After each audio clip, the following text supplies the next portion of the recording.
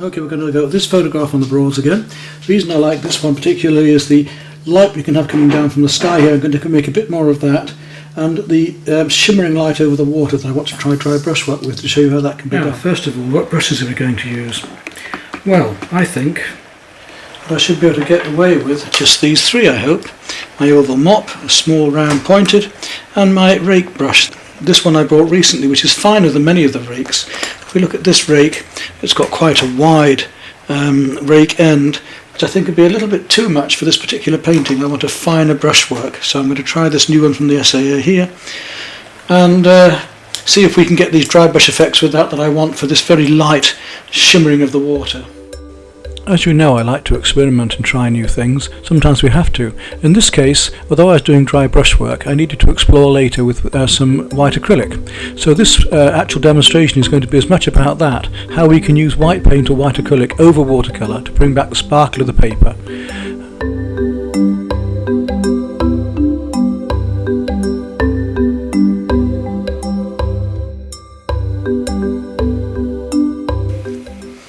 So we'll start off. I've got to dampen my watercolours first, and I'll just put a little bit onto the green.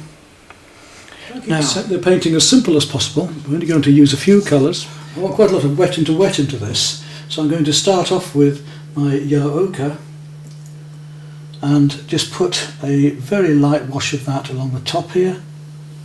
I'm going to be painting wet into wet and wet next to wet in this painting quite a lot, so I've got to work very, very quickly because I don't want the paint to dry. There we go. And into that I want to place a little bit of this burnt sienna on that top edge and let that come wet into wet. As I'm painting on a slight angle, it means that this paint's going to drop down and in, which is quite a nice thing. And I'm going to put some clean water along here and let that paint just come down into it. So we get a little bit of white showing here and there. We'll just let those colours drop down into that wet by gravity. Now then, straight up into my blue greys. So I'm going to take lots of the ultramarine blue. Prepare that ready. Into that ultramarine blue I'm going to put a bit of that burnt sienna. That'll give me that lovely blue grey. There we are. Now back again, while it's still wet, I want to take some of this yellow ochre and the burnt sienna and just drop it in along here. I mustn't let that edge get hard. All the way along, right up into here. So we're going to be painting wet into wet now, into layers. That's given me that. Now to take my grey wash, to take my grey, make it quite strong and drop it into here. And I can control the amount of cool and warm by the amount of blue that I put into the mixture. Nice big strokes, really much stronger. I want some, but remember the watercolour is going to dry lighter. It always dries lighter than when you put it on, so I want this effect of this rainy sky coming down here, right down into here while it's still wet. We get these layers of this lovely blue-grey, flooding one into another here, right across. A bit more blue in that. More blue across that far side, so I really want to pile in that blue across here and let it come right down to there, because that side it doesn't there we are now. Now continuing down, I'll take some of the yellow ochre again and continue down into here, that yellow ochre, thinly, just leaving a bit of white there. around my sails, right down to the horizon line here.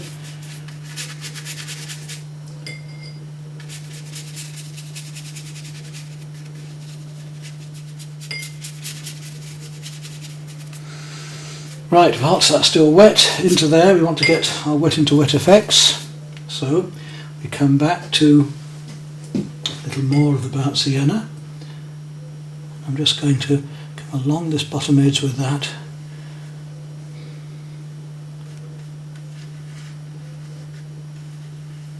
There we go. We know that's a bit harder there. And into that I start to place my ultramarine blue with a little touch of the brown, so we get a much softer, lighter colour here. What I'm going to do is just drag that through into a slight raise there, just up and through here just a little bit. Now I'm going to take a bit of clean water and just drag it up through here, so we get the effect of these rays coming up and through into the cloud. Special effects. There we go.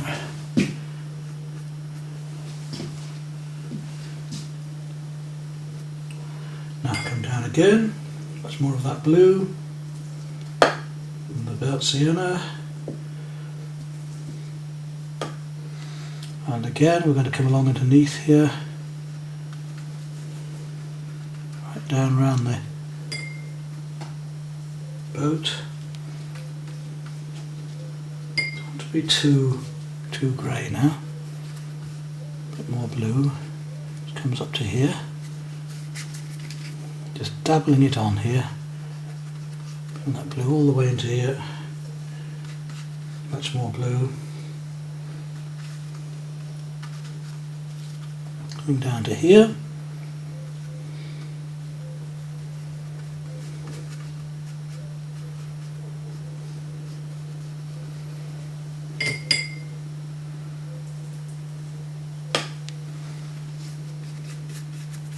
All the way along there,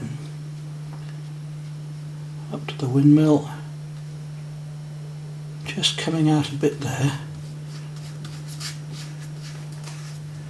We'll just drop a bit more of these cloud effects into that.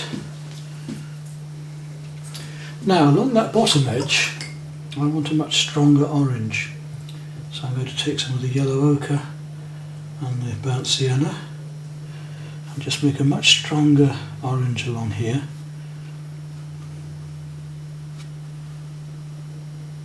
As if the sun is just gleaming through there, and I'm going to go right up to that bit of paint and let it drag in.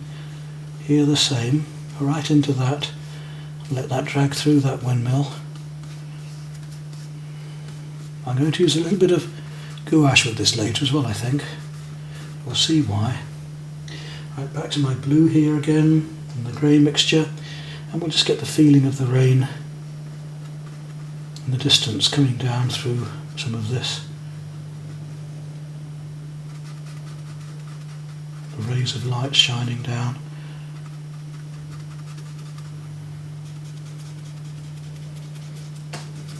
Which will blend in softly.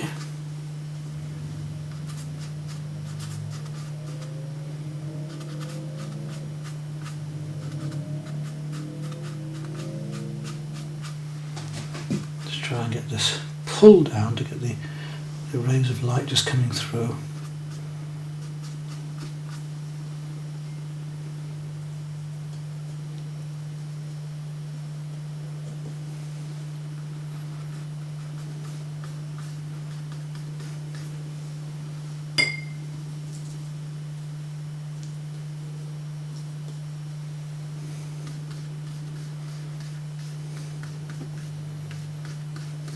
Quite strong. Paper's cockling, but it'll straighten out as we dry the thing out later.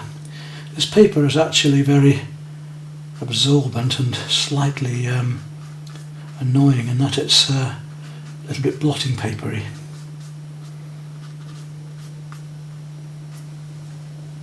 That's a lovely effect we can get for the sky look.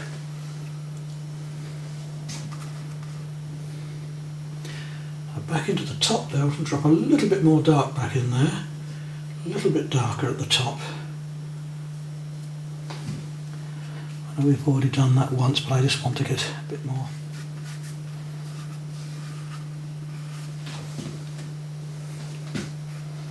You really do get this feeling of a late evening sky, stormy sky, and I say it was because we actually sat in the pub having drinks while it rained in between and just hoped we'd get back out again and it wouldn't be too wet on our return journey in the boat.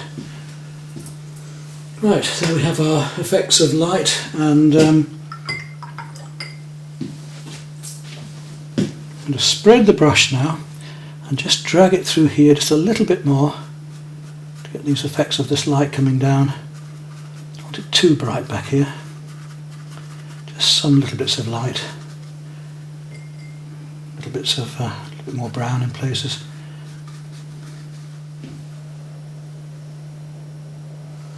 There we are.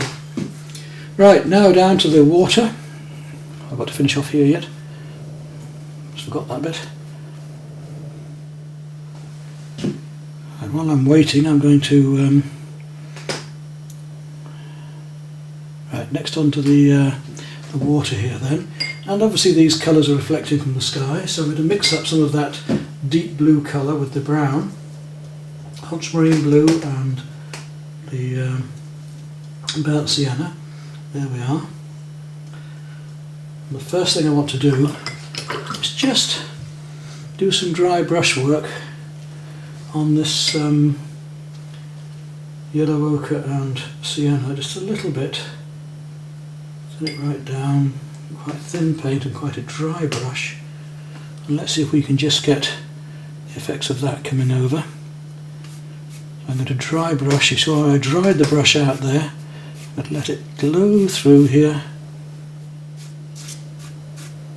gleaming out at us.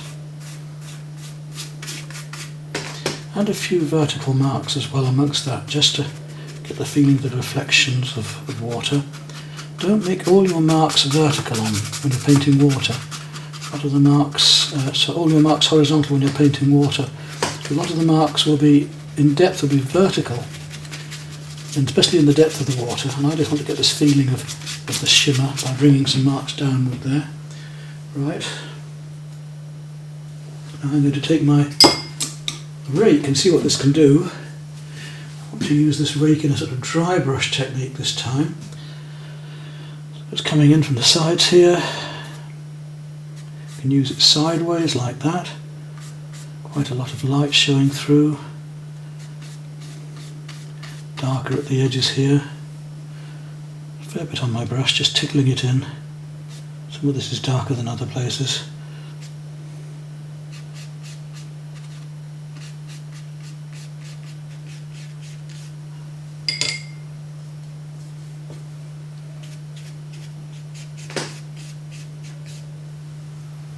So we're experimenting and exploring with the different brushes to get different effects as well. But this is giving me the effect I want for these very light ripples here by just twisting the brush and just slightly dry brush on the surface as well. And then we want to put some, again, the verticals, look at the verticals here as well.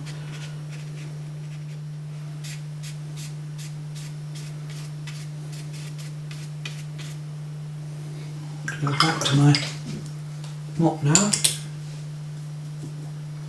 Let's get the mop coated in this the same.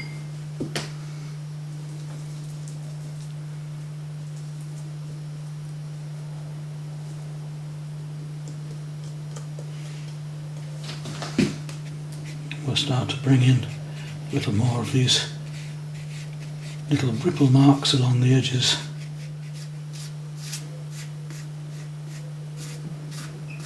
So we want to get the effect of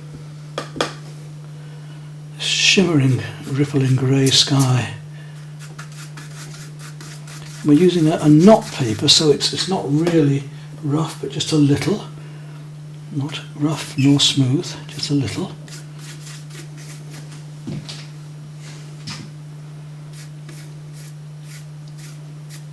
And we've got the shimmer going on now. If we were lucky, although this paper is very absorbent, we might just be able to lift a little out in between like this. Use my brush to suck up some of the paint and just lift a bit back out again. So wet the paper with the brush end and just try and lift some of it out so we get some lighter areas back. Right, leaving that aside, let's go back now to our reeds. And I was talking about using some Viridian, which is a cool green.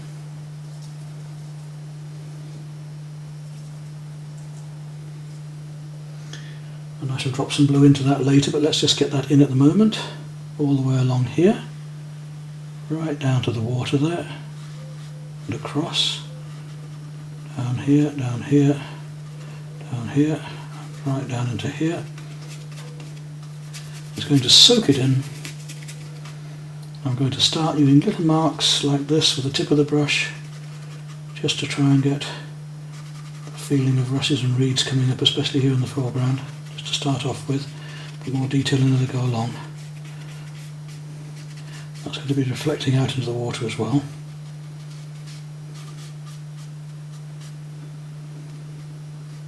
Right through the back here.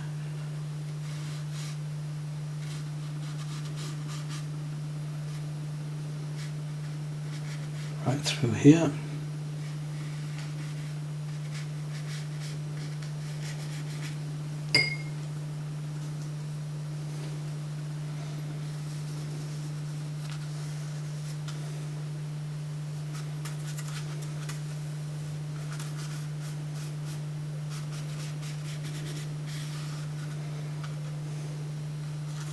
And again, dry brush work coming down, bring the green down through, sparkling into the water here amongst these other colours.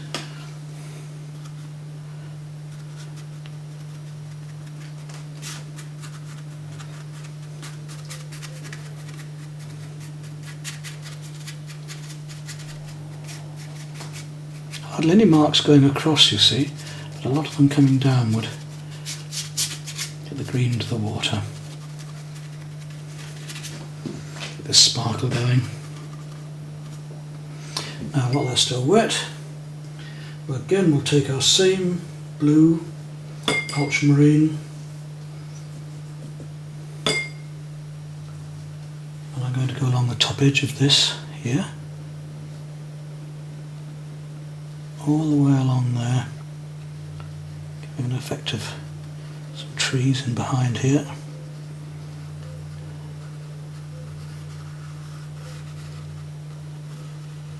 Letting that come into the green. It's drying very quickly, which is a bit of a nuisance, but we'll manage. Just get the feeling of these distant trees here. Windmills over there. Right down through into amongst the greens. Through here. All the way along. Just feeling our way with this.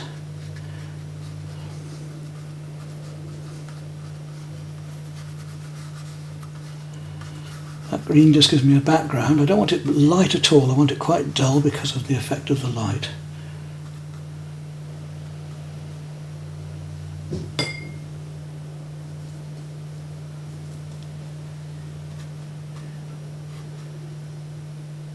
Same here, the blue coming along.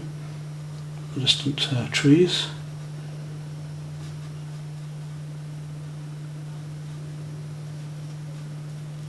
Going on behind here as well.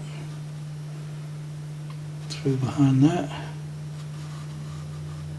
Then I want to start doing that into the rushes and reeds down here.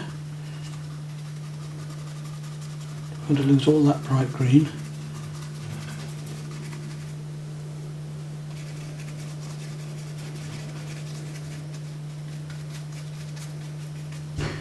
Now to make another green, I'm going to use the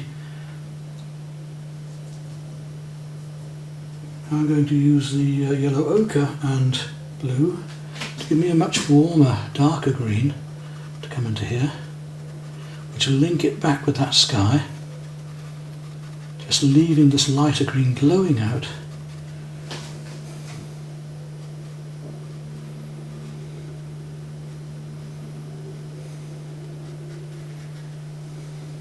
do the yellow ochre and the ultramarine blue.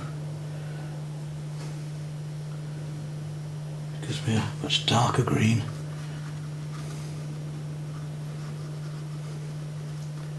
Quite strong colours this time, so I want a very low light going on.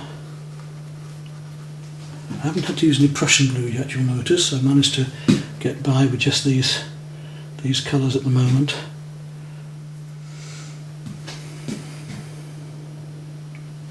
Darker still. Take my ultramarine, a little touch of burnt sienna. At this rate I won't need the Prussian blue at all. I mean, I'm managing with my darks just with these.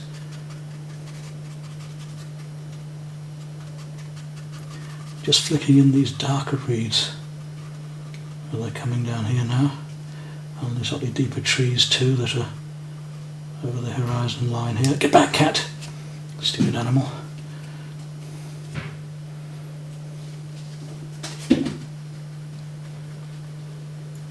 That makes the blue in the background seem a little bit lighter as well.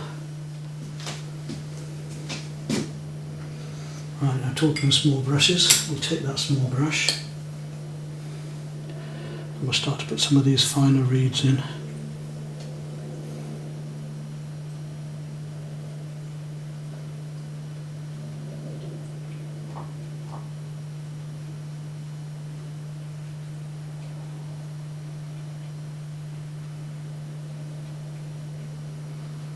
Show where they're reflecting down a bit, and up here as well we need to start dragging up these little reeds and rushes that are coming up on the top edge here.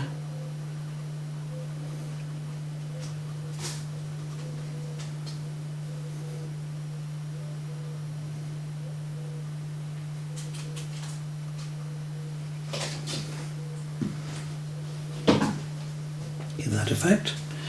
Come across where the windmill was. And the top of the windmill is here. The edge of it's just there, and we'll just mark it out about a bit. And then we've got the sail coming up, the old, what's left of the sail anyway here. Right. Now let's make a go on the boat. While things are drying off a bit, I'm going to take some yellow ochre again.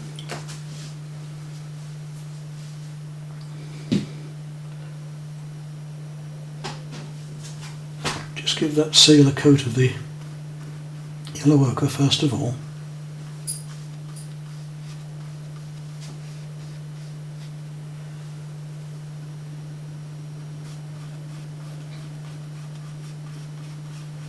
And we'll do the same with the boat.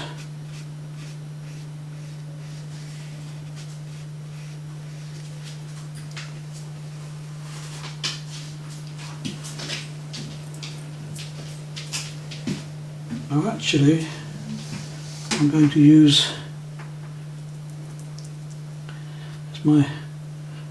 some Indian red now rather than the burnt sienna. I thought I was going to get away with it, but no. I just want a slightly redder sail there.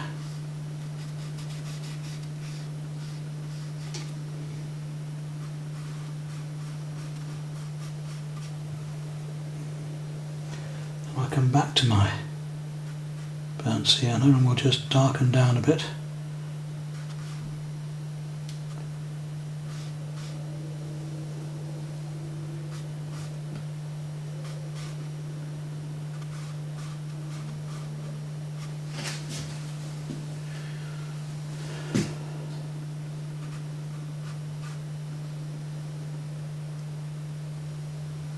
A little bit of the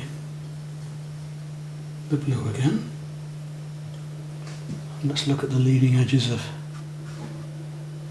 darker things here.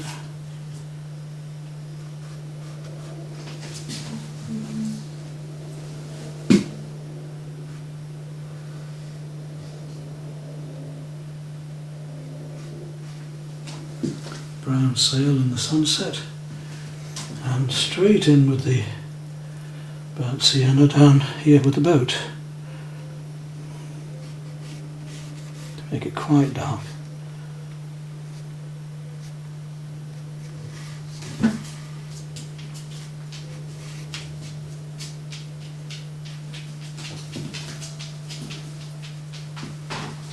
Back again to our dry brushwork,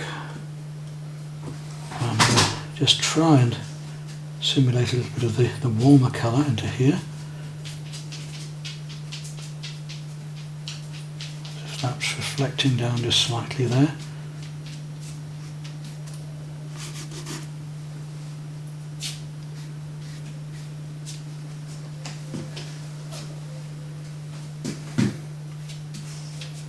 A bit warmer in some places.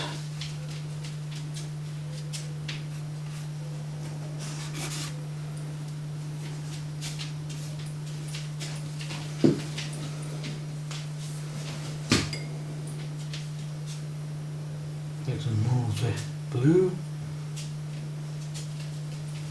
brown. We can start working on these final darks.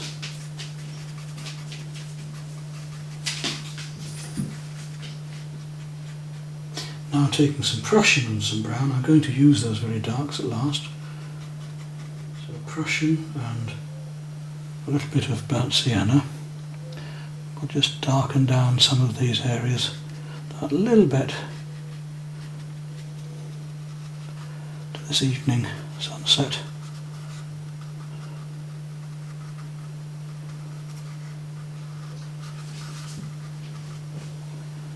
The boat's got to be darkened down too. Just indicating the back of the boat and just indicating the bow of the boat just slightly. And then the figures that are in there too.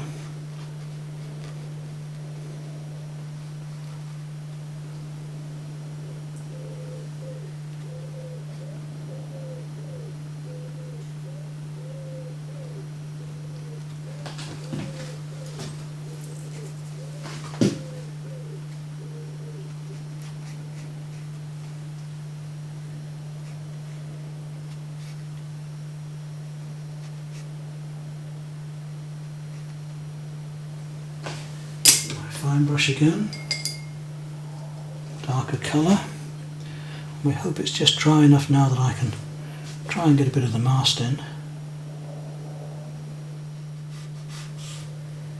Just find these darker bits of reflection along under the boat. And you start to see that we can make a watercolour that's very effective and quite quickly.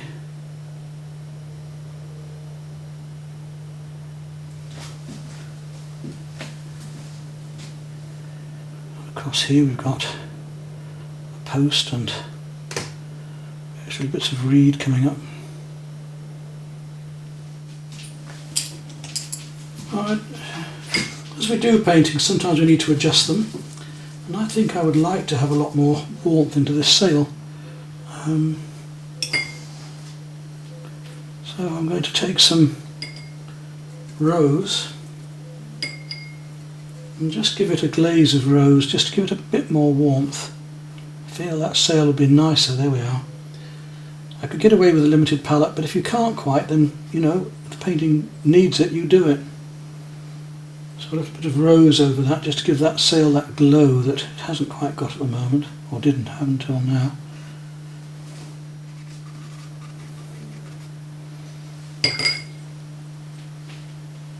Right, we'll just tidy up down here.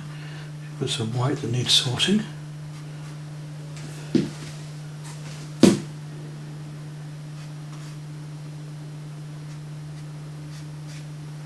And then I want to try playing with a little bit of white paint to see if we can just bring some of that sparkle back again.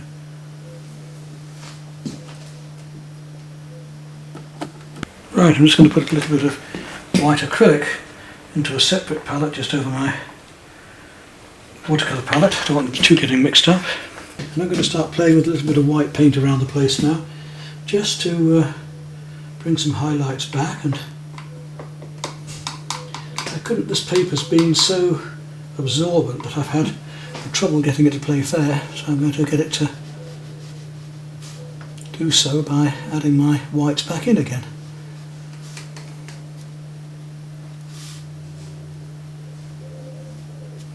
There we go. Little sparkles here and there just to bring the boat back. There. And we need to start doing the same across in the background now, so I'm going to sparkle my dry brushwork across using the brush sideways on. I'll just bring these bits of light all the way through, dry brushing it over the top edge. So we don't want to paint too thick, but equally if it's too thin it won't work either, so a little bit more water into that just to get it flowing. We'll start to bring that back behind here to reflect through these. And while we're on that, the windmill just has a little bit over the top here, catching the light. And we've got to try and get these lights back behind the boat again. Just over the surface of the water, sparkling there like that.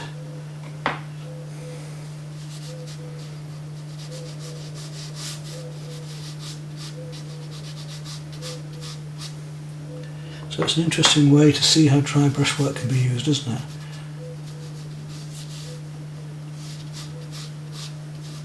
Bring a lot of these whites back again.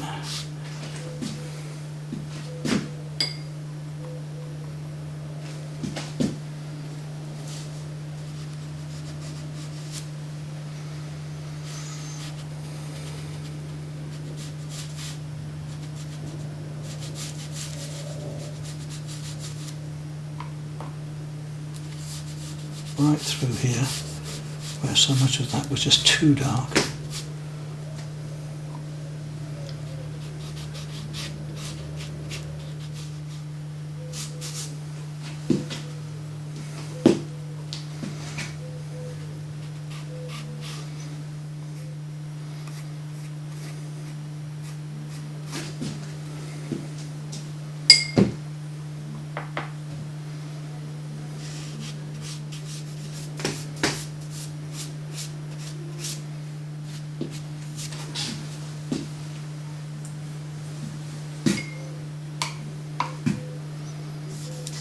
Yes, I would have liked to have done the whole of this with just watercolour at first, but sometimes things don't work out as you expect, or the materials don't quite do as you hope they're going to do or want, and you've got to come back then and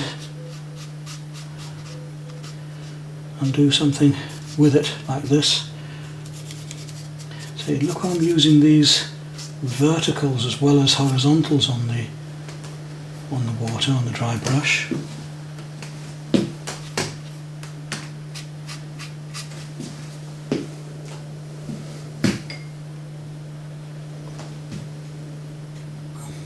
Needs must, and we change and play with the techniques to bring a painting back or get it right.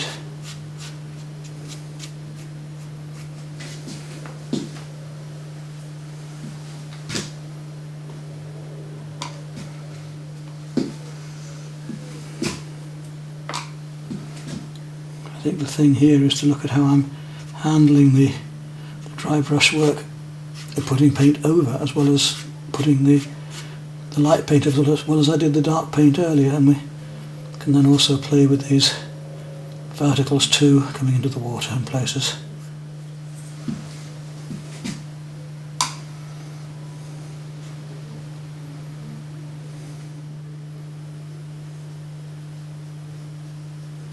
So they're only bits of paper after all, so we can afford to play around a bit. I now want to come back into this and just try softening it a bit by sponging some areas out. Just taking this down a little bit with a sponge and see if we can get a slightly lighter or responsive sky up here.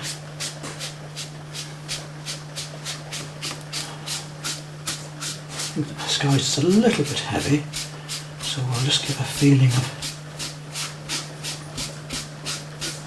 it being a bit lighter by trying to just sponge out a bit. This paper, as I say, is so absorbent that it doesn't really allow that very much. We'll give it a go. Let's try and rub out some of this distance.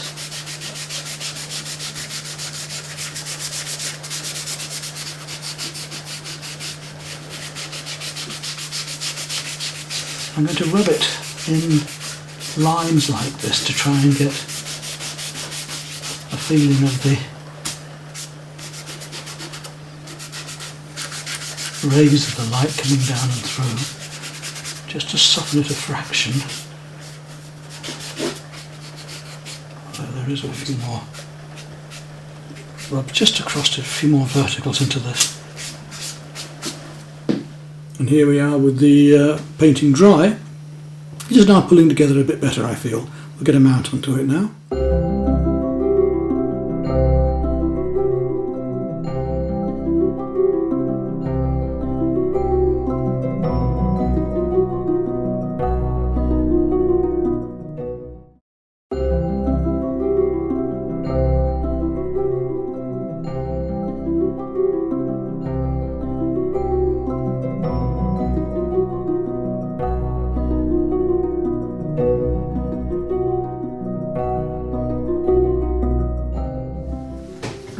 Well, I probably am only going to need a couple of brushes for this one too.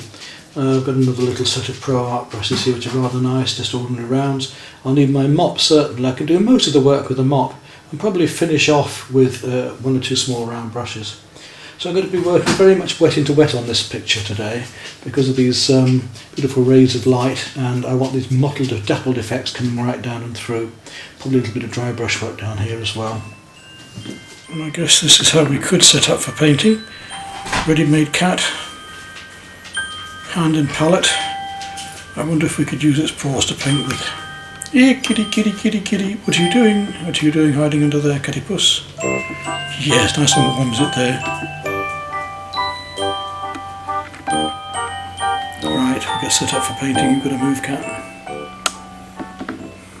Right, working on the vertical, and I'm going to work wet into wet, so I've got to totally soak my paper at first. I'm working on a slight tilt here, which is going to give me a small run to the paint.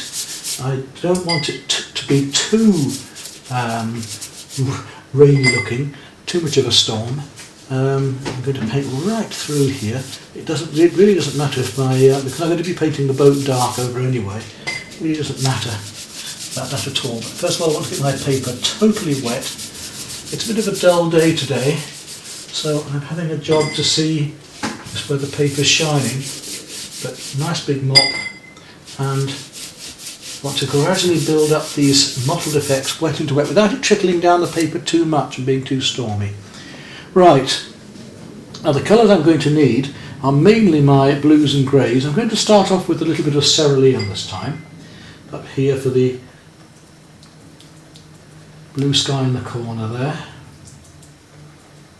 A little bit of cerulean just coming up quite lightly. Now, I don't want this to, we must remember that these paints always dry lighter than when we put them on, so I'm going to be a little bit stronger with them than you might expect, just letting it mottle out there. Look, cerulean, lovely colour, and remember that I want to leave lots of white showing, so I've got to dapple this in between, leaving little bits of white clouds showing.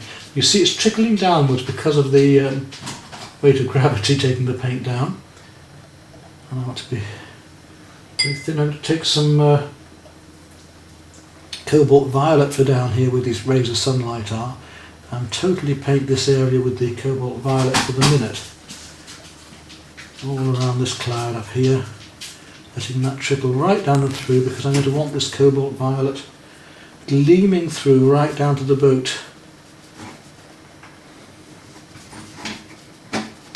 Here, go right down over my sails and everything else. I'm forgetting that myself, but I could, of course, because I'm painting darker later, I can go right down over everything here.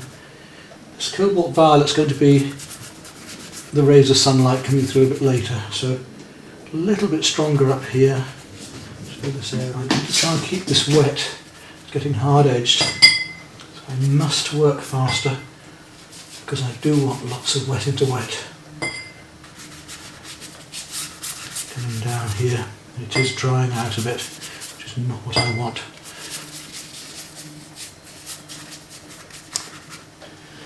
Now then, start to work up the greys. I'm going to want a little bit of raw sienna. A little touch of blue into that. A little touch of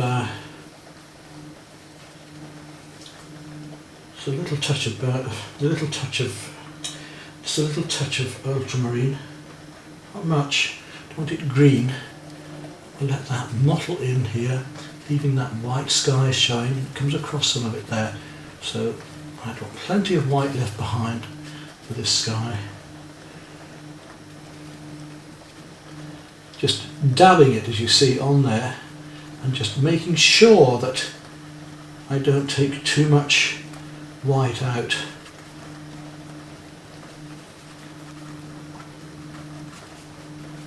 And we just start to get this effect of these rays coming through down here as I start to darken down a bit.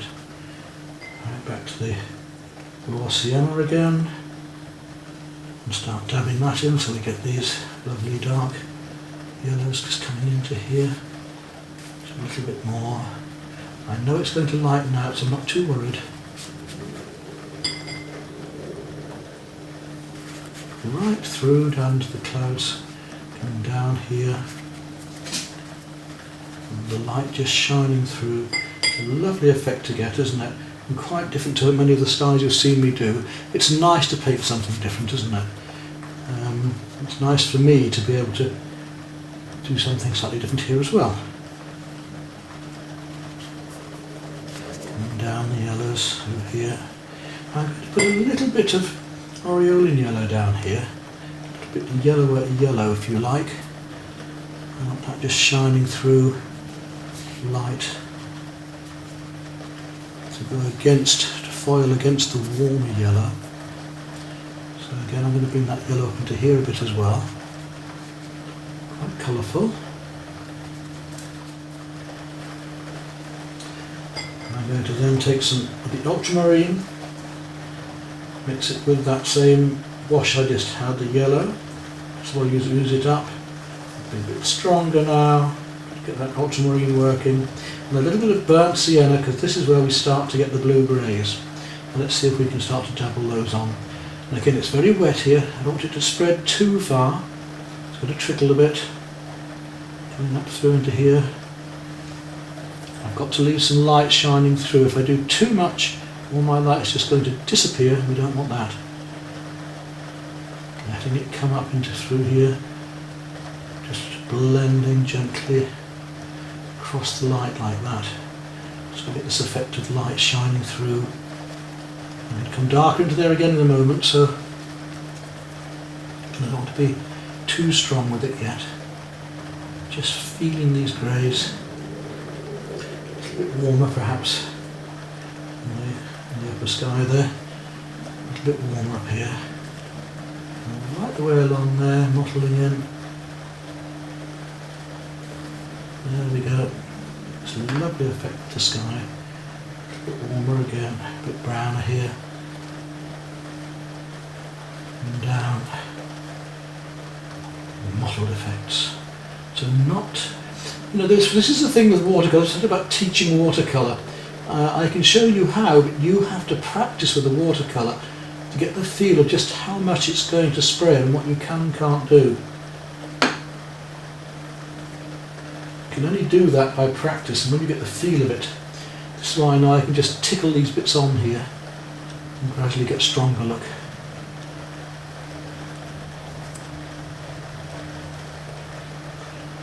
Coming stronger and stronger. Quite warm down there. Up here as well. Get this lovely mottled effect and the light shining through. A little touch of purple there, I reckon. A little touch of purple coming into it. We use all sorts of colours today. But yeah, just to give it a bit more mauve effect in the corner here. Coming down through and through these clouds. I'll put that mauve up into here as well. Lovely dark cloud. And I'll come stronger in a moment with the yellows there. Come stronger in a moment with the blues there. Right, we'll let that dry down a bit. Now I've got to come right down to here. I'm going to come back with my bluer colour, so I need more of the ultramarine, because it's very blue just around here.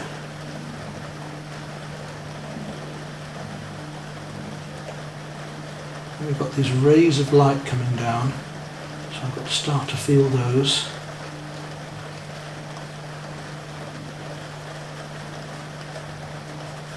Let them just blend in. It becomes quite dark through this bit here.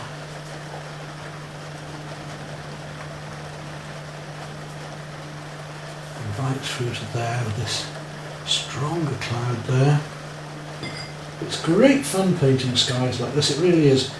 And you know, we could just keep painting skies all day, I guess, if you really like this, you really enjoy doing them as I do.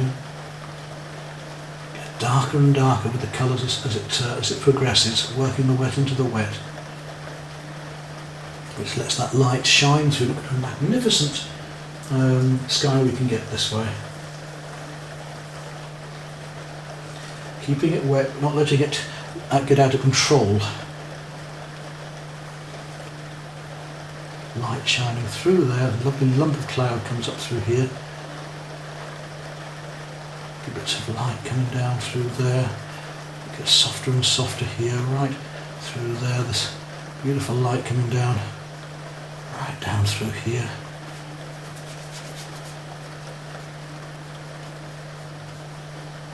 It doesn't matter if we come through the boat, got to find the boat again later. And it gets lighter as it comes through. This effect of the light. It's very gentle clouds coming in the background there. I should go stronger here in a moment, just feeling these clouds and the light through to the background. Just drag that through a bit and get the effects of light. I'm going to come out and drag that out again a bit more in a minute. Just want a little bit more of the cerulean dropping in here. There we are. Now I've got to make darker still for my clouds. It's amazing how dark we've got to go. And more ultramarine. And in fact, I'm going to add a little bit of Prussian in now, just a bit, to really start to get these darks. And I do want to go quite strong here.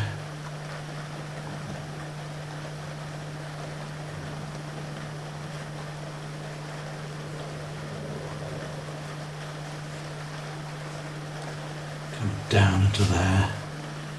Wonderful colours.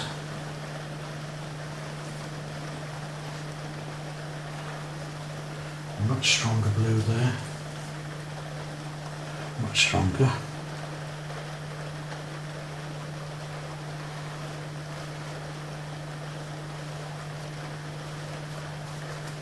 It really does get very strong right down to the base here. Coming through there.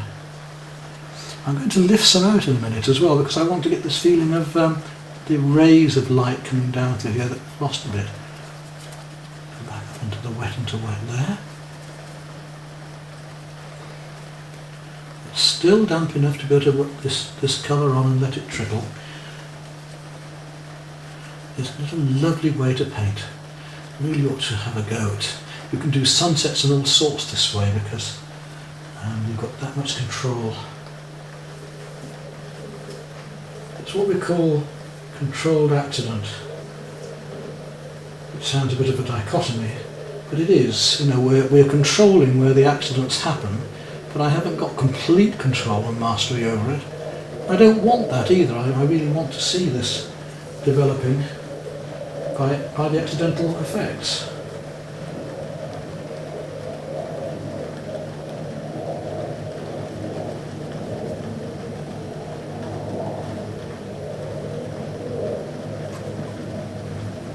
Stronger and stronger and stronger as I go along, building up these beautiful layers.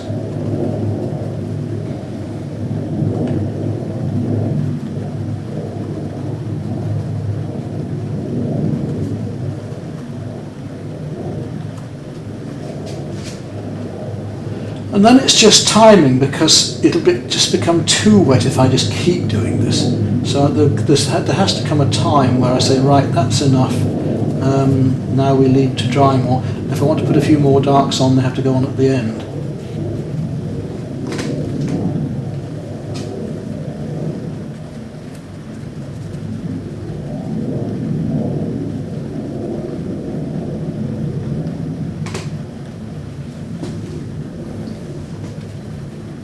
You can see it's just starting to dry down a bit now. Now, at this stage, I'm going to try to look a few more darks on yet. It's a little bit darker. I'm just going to try something else, but I'm just going to do a little bit more yet. A little bit more of that purple in.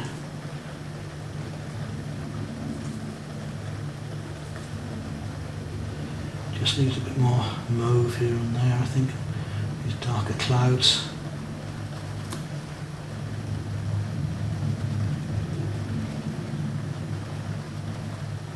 I really do want to get... I know it's going to dry lighter, that's why, and I daren't let it... I don't want it to dry too light. There we are, we get these beautiful, nice dark effects now.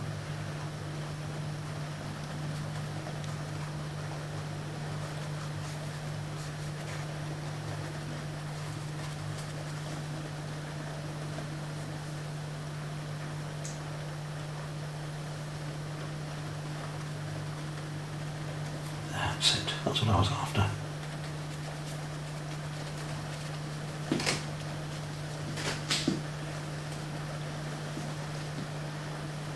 And down into here as well, so more of that purple, a little more of the brown, a little bit darker, the blue. I'll just try and get some of these really dark stormy layers coming through here.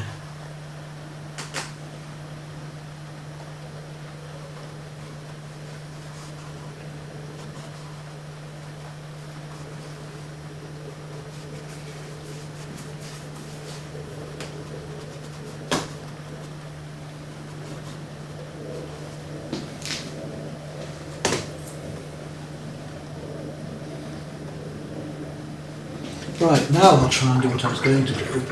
This paper's a bit absorbent. I've got a load of water fatigue that I'm using, and it's rather old, and I've got a feeling that due to that the glue size has got problems. Let's see if I can lift out with a clean brush some of the rays of light coming through here, look. So I'm cleaning my brush off and squeezing it out a bit. I'm trying to lift out some of this paint that comes down through here to give the effect of the rays of sunlight that come beautifully down through here. So I'm just managing to do it enough. It's not lifting out a lot, but it's just enough to give me what I want.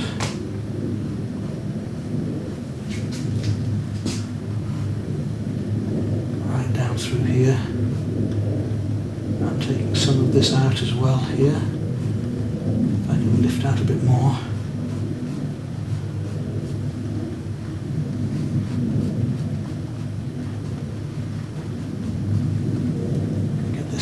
Lovely rays coming down, and we're dragging some of the dark down as well in doing this.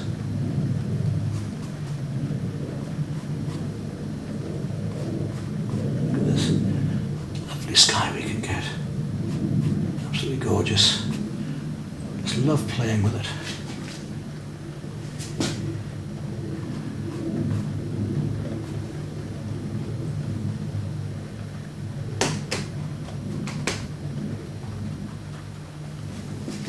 There we go.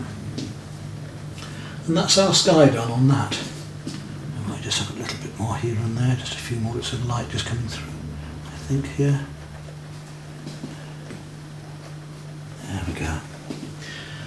Now I've got to let that dry off, but while I'm waiting I can be going on to paint the water here.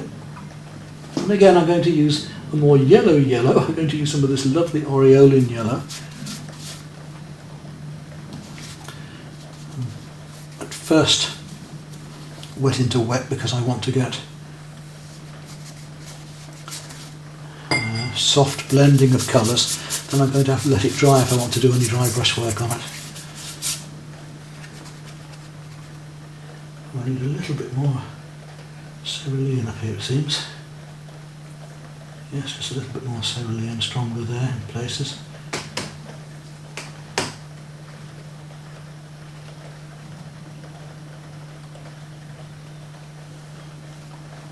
And here and there.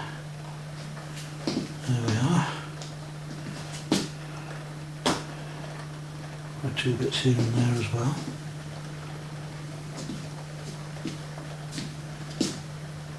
And if I do the cerulean, I may even need just the tiniest touch of cobalt coming in at the side.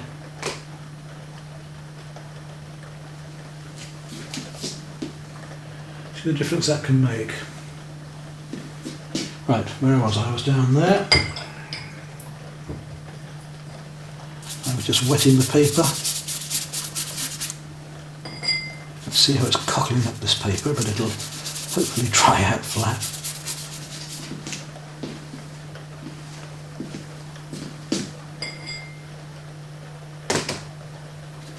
So let's get a nice light cream coming down here,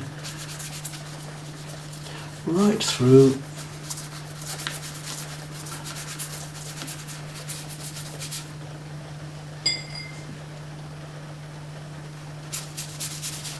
Feeling of such a feeling of atmosphere, can't we?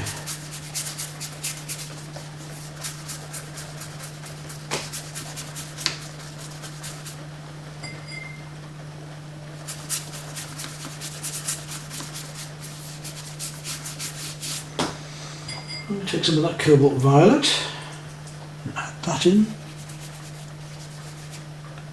Get a bit more warmth going on in some of the water. Flicking it across to get the feeling of these ripples.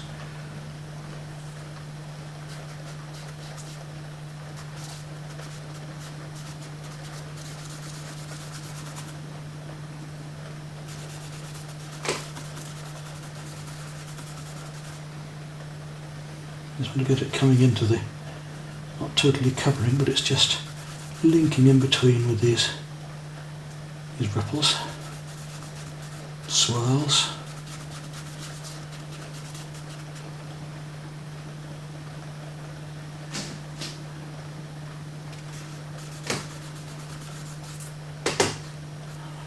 Bit of fur on there, come off. That's it. Now I've got to let that dry off before I can do my final detailed work over the top. Right, I'm going to take one of these brushes now, in fact, which is a flat, and these brushes are not soft and not hard, they're just nicely in between, which is brilliant for dry brushwork. So I'm going to use a bit of this now on the water to try and get the sparkle and the dry brushwork on the water. First of all, I'm going to mix up some of that darker colour again. I have some from earlier. Don't want too much paint on the brush, just enough to do this dry brushwork. I may use an even broader brush. Let's just see how it goes. We just drag it across the surface, look, and we get this lovely dry brushwork with this. Just dragging it over gently. And I'm going to put the darks of the background in afterwards. At the moment I just want to get this very delicate light.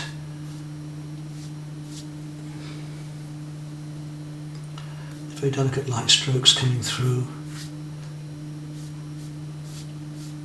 And remember, we don't just want them horizontally, we want to try and get a feeling of the yacht and so on, coming down the reflections of this yacht coming down through here.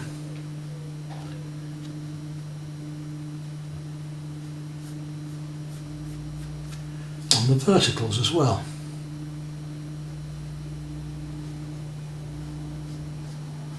Just dry brushing little bits across. We can use the edge of the brush as well to get these ripples. Gradually build this up gently with the dry brushwork.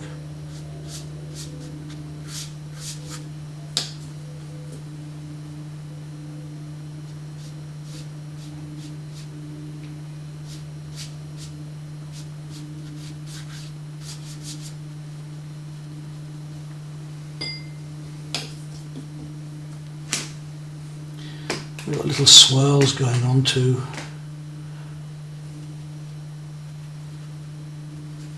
leaving the light showing through. Very, very handy brushes, these.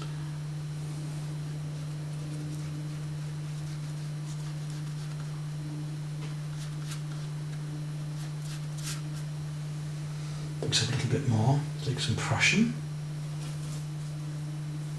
a little bit of ultramarine and Prussian, a wee touch of the brown, and a little bit now of that purple, because there's a little bit more purple going on in the foreground here from the sky as we start to build up these dry brushed areas.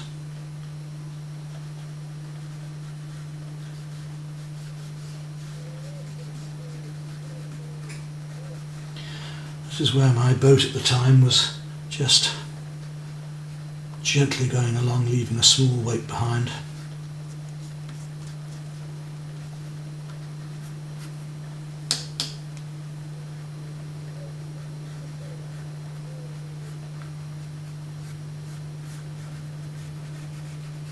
Gradually build these up.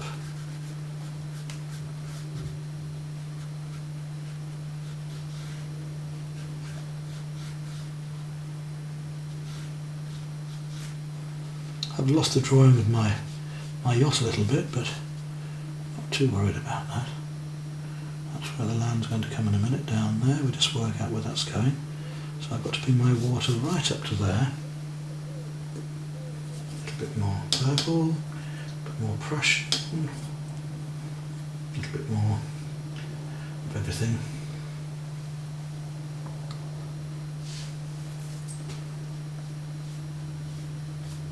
Drag this across, letting the ripples show.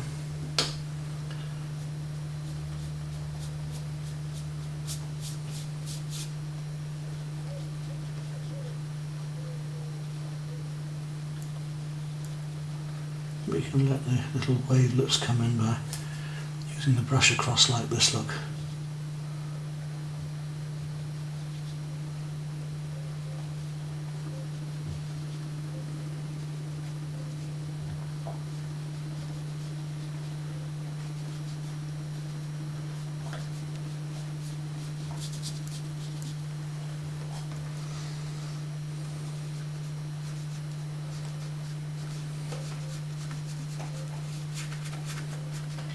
I'm going to go darker into this in a minute, but we're not doing wet into wet effects into this, because actually I've already done those, haven't I?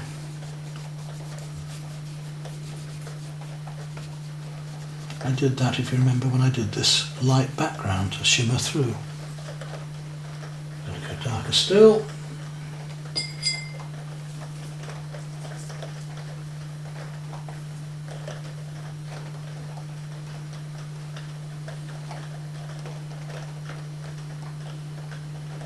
I'm going to drop just a little bit, while it's still wet there, I'm going to drop a little bit of this into those wet areas, just to give a slight feeling of. Now then, we've got to start looking at our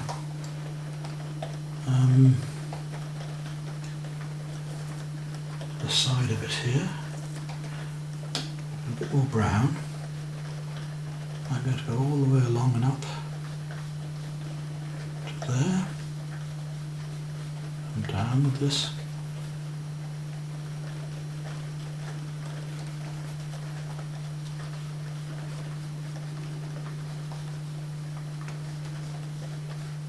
Right up to there. Then I need to just start making some reedy effects. Get the edges a bit more broken.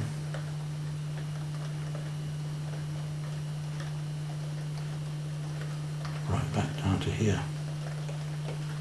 Flat brush is very useful. Because if you want to paint square windows, if you don't want a round brush for a square hole, do you?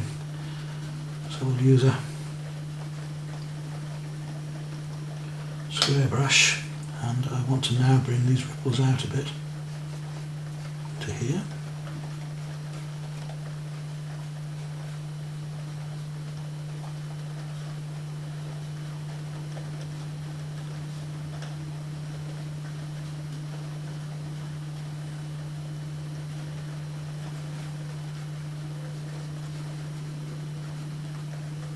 You can see how I can gradually darken up these areas and the feeling of this swirling water.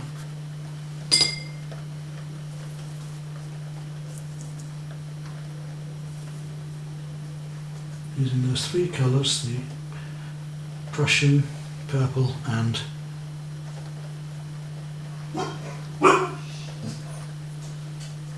burnt sienna.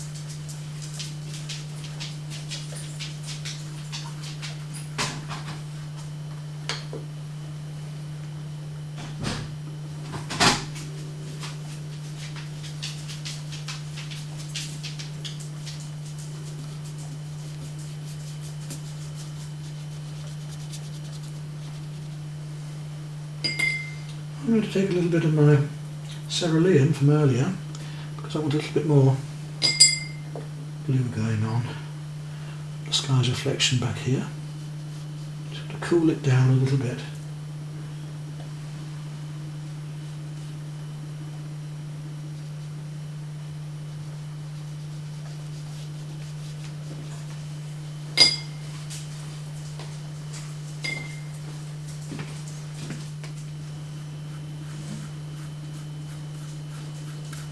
And I'm using the brush strokes in a slight perspective angle now to bring the water out towards us, to get the feeling of distance and depth.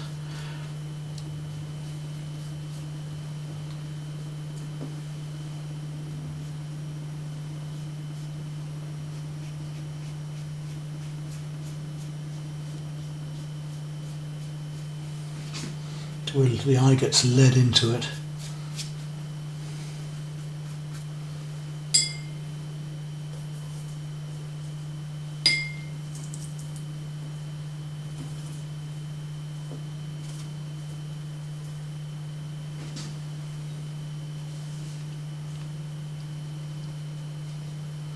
Getting darker as I go along.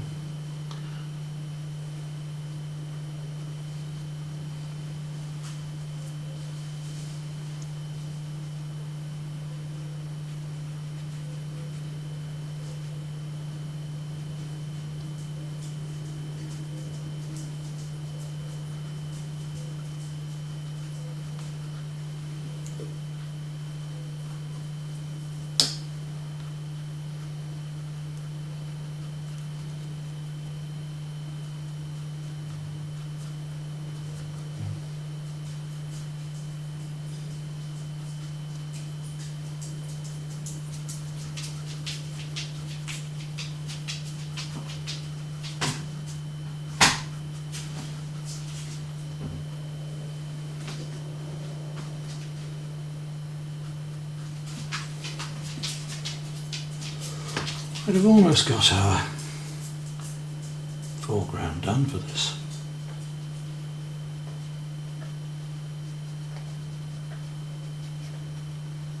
Just a little bit more.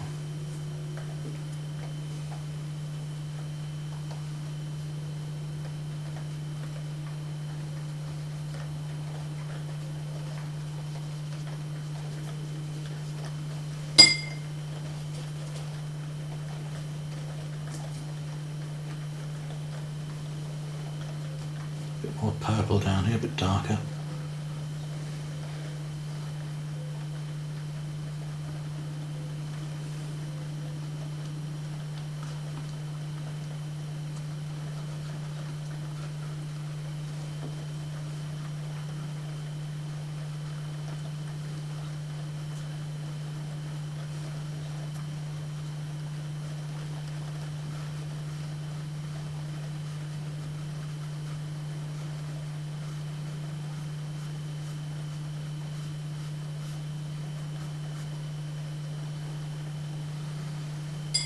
need to do the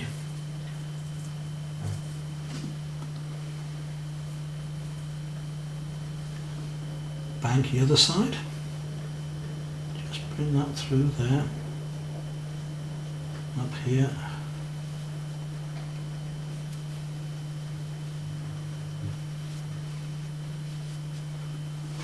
And we need to just gently look at the reeds and rushes there too, I think, so it's not a hard edge.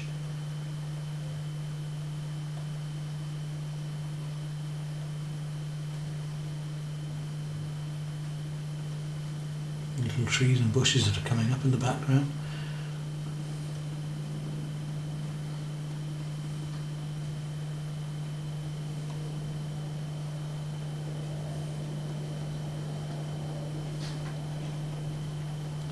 And then those stick out slightly into the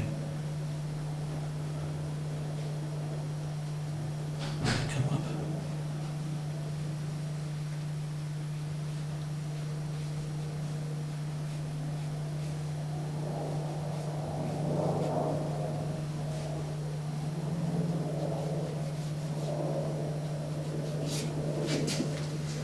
There we are. Now I need to go down to a smaller brush. A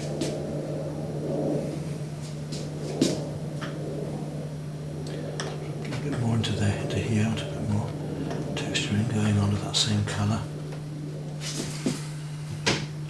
Now I have time now to have a go at painting in this yacht in the centre here. So I'm going to mix up quite a dark colour again. I'm going to be using some of that purple. A little bit of the brown to make it a bit darker. Just a bit more richness into it. I'm going to need this brown in a minute to go over some of the blues here as well, because they're not quite the colour I want. Now that boat is coming down here from, so just over halfway, which is about there. Again, we've got a little bit of light left on top of it, so we'll leave that highlighted out. It comes up to the bow. All of that is dark.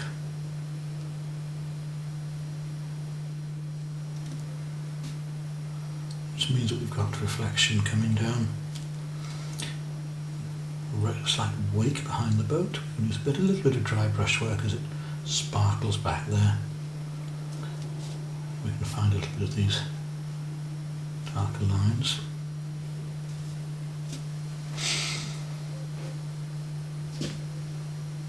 Now, we need to get that mast in. Down that way.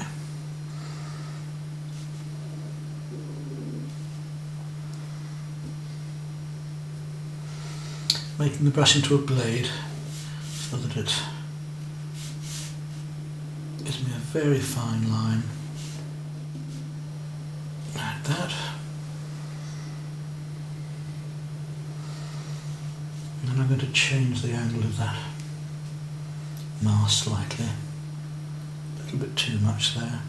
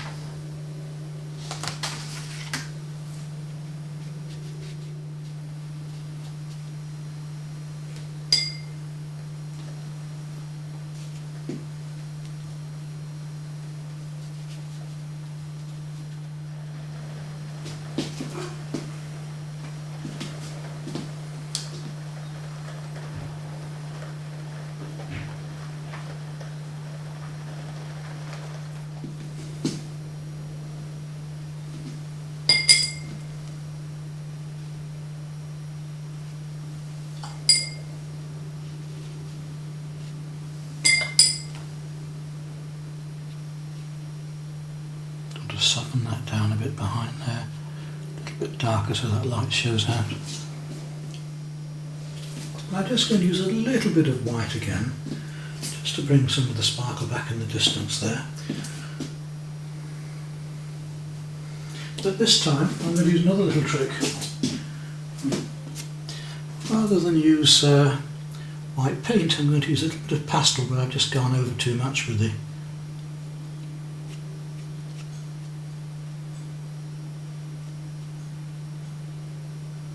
Just to bring back out these highlights back here. I just lost it a little bit.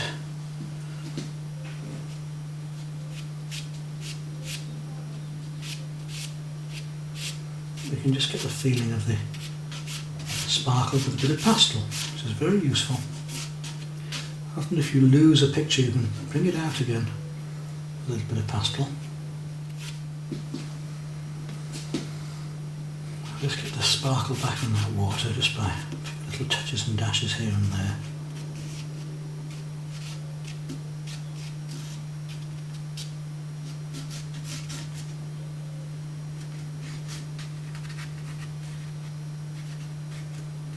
I could have used masking fluid for these light areas, but rather than do that, it's much easier just to put the wash over and just enjoy and relax, and then come back in later with a bit of pastel like this.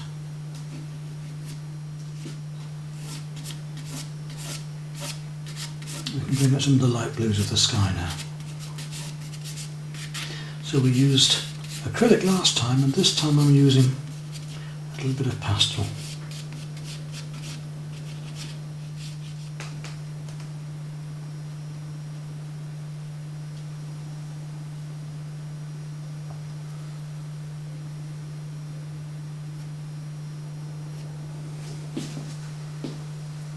There we go.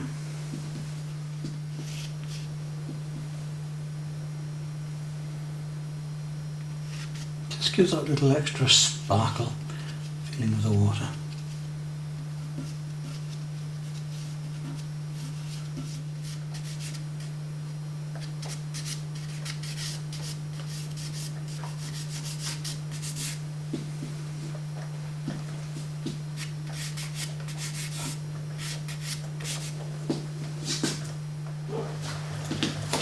Brush with the water, we'll just bring some of this pastel back a bit and link it in with the watercolour itself so it doesn't stand out quite so much.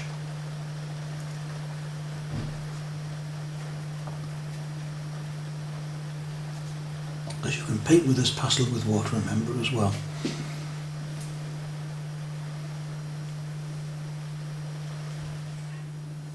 So there we are, there's the painting finished, pure watercolour with a little touch of pastel at the end.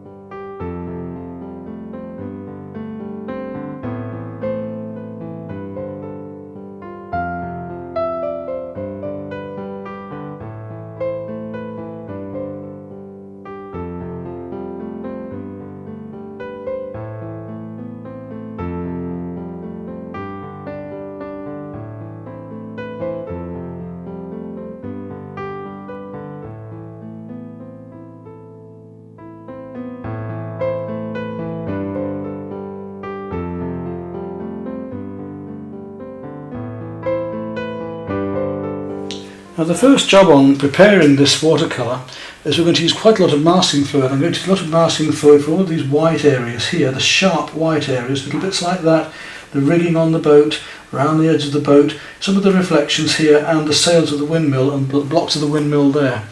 And they're going to take different tools to do them. We've got our applicator now, which we've seen used with a fine needle for the rigging.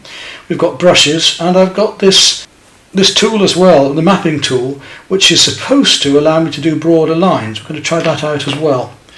And then we let that masking fluid dry, and we'll be able to start the actual painting itself. The white clouds and so on will just be done by wet into wet or wet next to wet. So first I've got to apply the masking fluid, and I'm also going to use a little trick. I'm going to use this mount that I've cut as my ruler, so that I can mask within straight lines within it as a ruler. You'll see how in a moment. I'm going to go in a little bit more depth into these materials that we're going to be using. I've got a little piece of paper here that I'm going to just show you about the masking fluid and some of the watercolour techniques we're going to do. We're going to be using then this blue masking fluid from the SAA with this fine nib on it, which is rather fun, and gives me these very fine lines that we're going to demonstrate in the use of the rigging on the yacht. I'd like to do a little demonstration now in more depth about the brushes, the watercolour, and how the techniques we are and the techniques we're going to use. The masking fluid we're going to use, and this rather nice little tool here with the fine line marker on it. The ordinary masking fluid and the little set that comes from the SAA as well, with this mapping pen, which is great for doing heavier lines and larger areas. And this is the different brushes and the uses we can get of those brushes doing textures with watercolours. So let me just show you now a little demonstration doing a swan here, and a window, and the use of the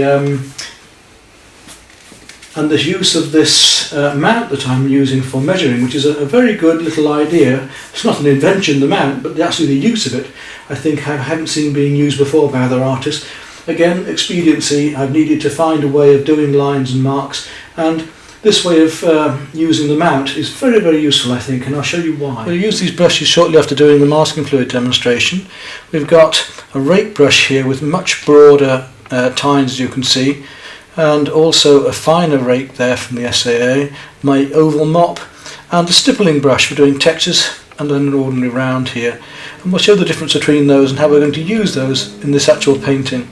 And here I've got the SAA masking fluid brushes and the pen itself, and of course we've got these for later as well, where we're going to show you the use of the blue masking fluid. Right, first of all, let me show you what I mean about this applicator, which is rather lovely. You can always top it up with other bottles of the masking fluid, so we don't have to throw the whole thing away when it's empty.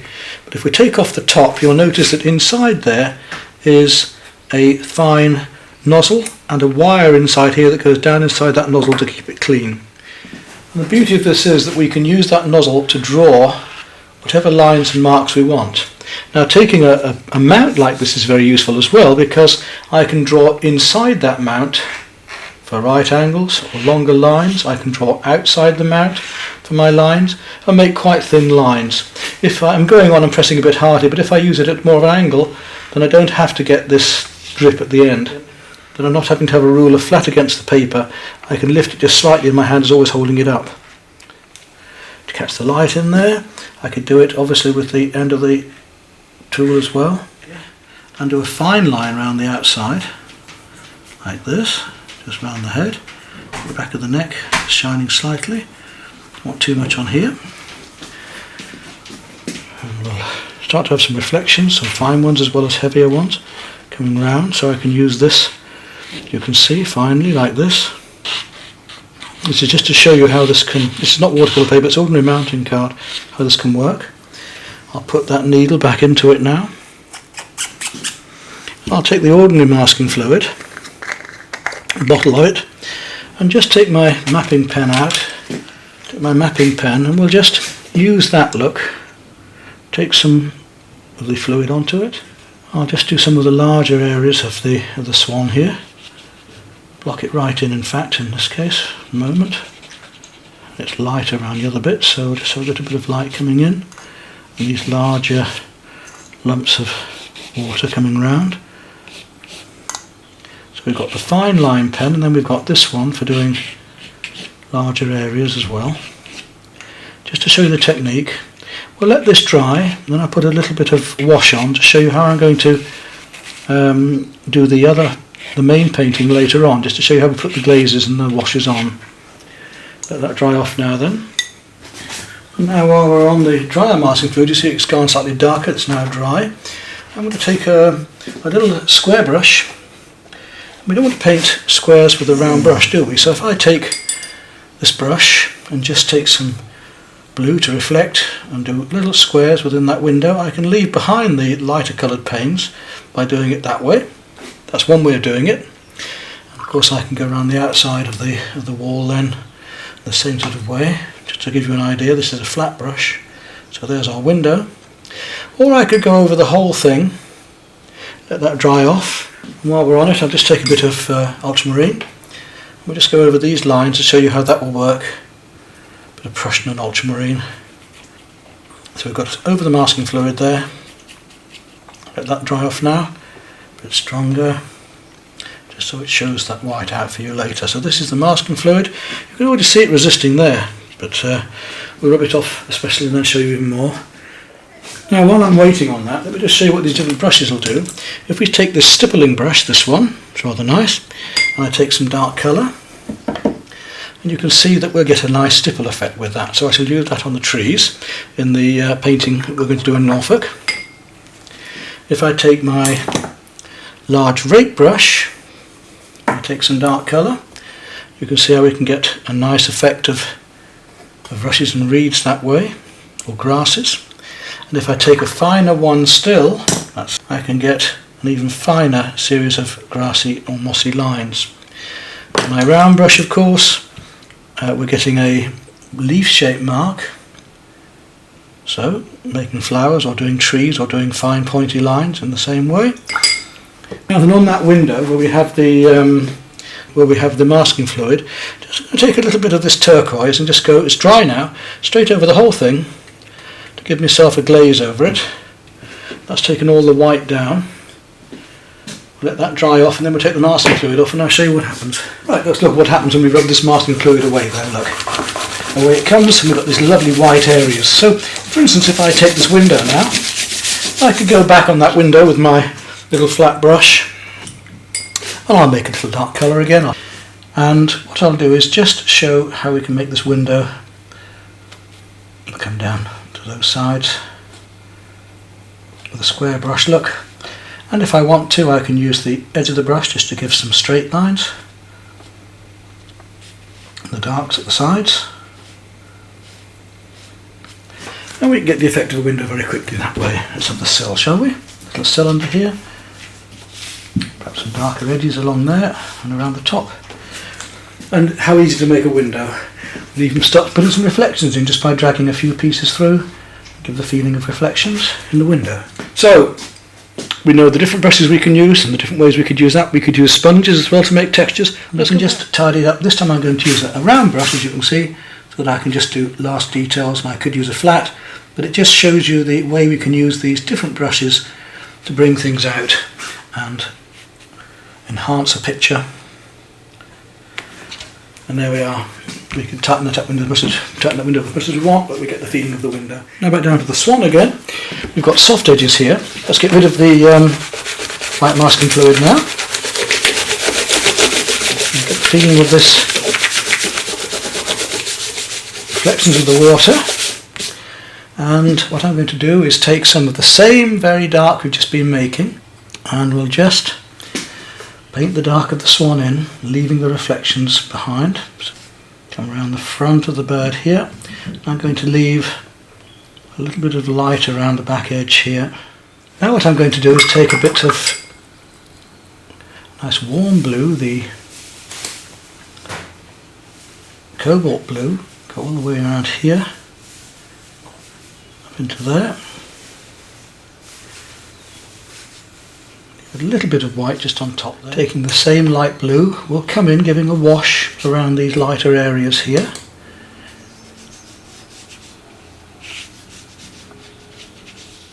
So we're not taking all the white out, we're leaving some of the yellows and whites in there to reflect. Rippling down here, in and around, just get the feeling of it. And then we can start putting in some of these darker ellipses. There we are. Swan reflected in the water.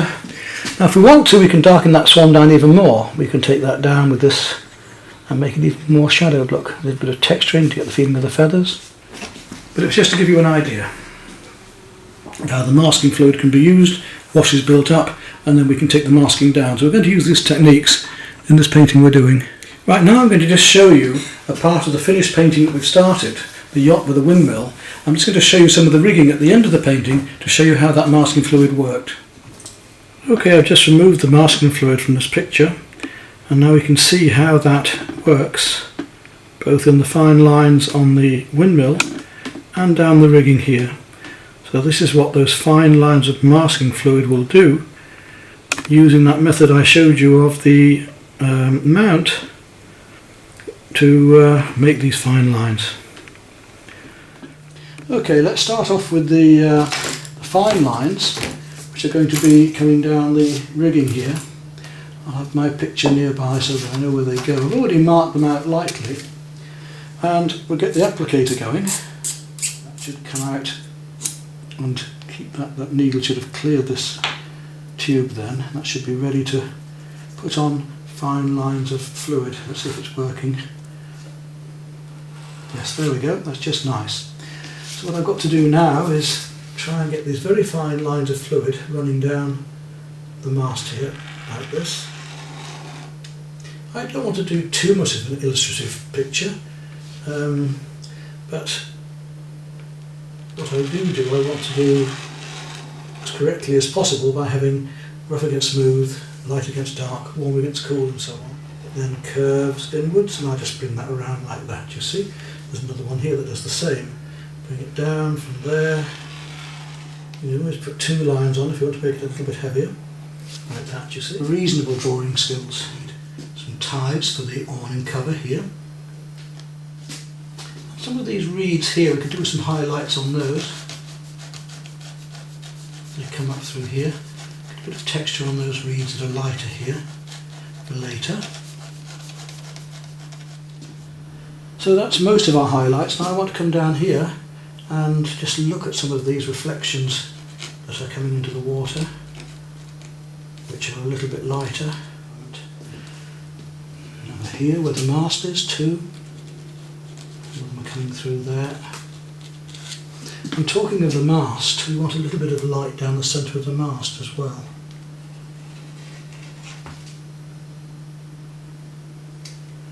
Even down the side of the mast too.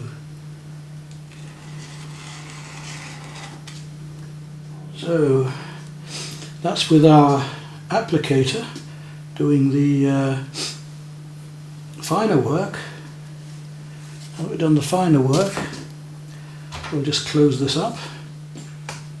Okay, I want to try out this other applicator here, the mapping pen, and we'll just see if that'll do these larger areas of white. You see, well, look at that, look. You can do these nice big chunky areas of white that I want left behind. Now, this pen is also going to be very useful for carrying on with these ripples down here that were a little bit wider. So I can now start to get these in. We can take these down later. They'll be very light at first, but we can bring them down to be darker by just tinting them over later on. At the moment it's just to get some highlights. There we go. Now to nowhere else that needs white. The larger areas aren't so bad because we can actually leave those behind anyway. So using the mapping pen, we're able to put in these larger bits of white that they were required. And I think that that's about all I'm going to need on those. So there's a larger one here, I'll put a bit more up there. So I haven't had to use the brushes. In many ways I prefer not to because it is a mess on the brushes. Although these brushes are specially made to get rid of the stuff. Not easy. Right, that should be my highlights all in. The two areas that just need a bit more light here and there. That's it. So we'll let that dry and we're ready to start our painting. Right, here's the setup I've got ready. My stretched paper ready to go. We've got the masking fluid on, palette of watercolours, water. I think probably about 4 brushes at the moment, unless I need more later. A small round, my oval mop, a quite hefty rake and a fine rake for the reeds. and I'm probably doing all my work with that on this particular painting. We'll see, won't we? Right then, with this painting we want to do a more traditional method. I'm going to start on the sky, put in wet next to wet, wet into wet.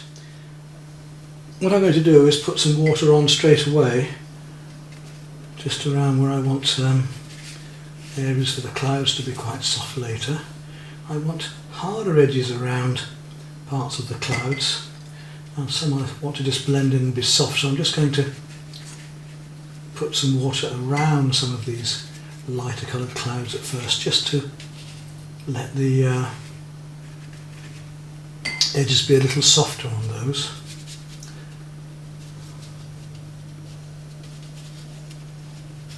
Right, I want to start fairly low down and work my way up.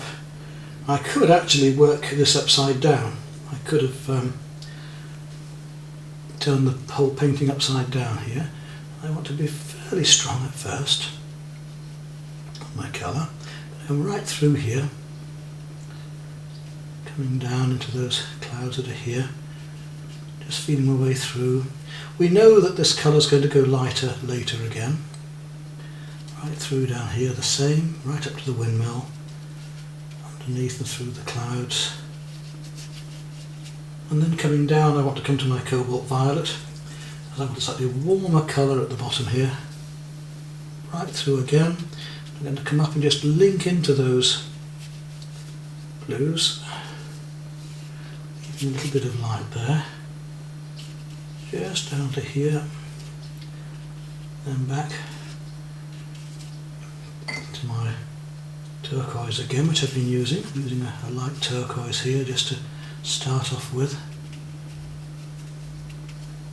While it's still wet, work my way up, got a little bit stronger colour.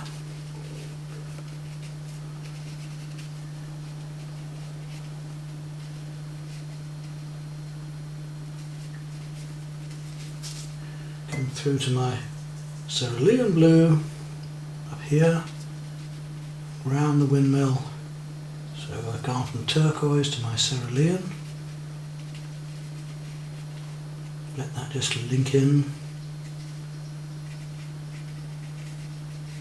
And I'm going to take some of that warmer cerulean just down into the cobalt violet down here, just to give the feeling of some slightly darker clouds happening in the background. Notice I'm painting on an angle here as well.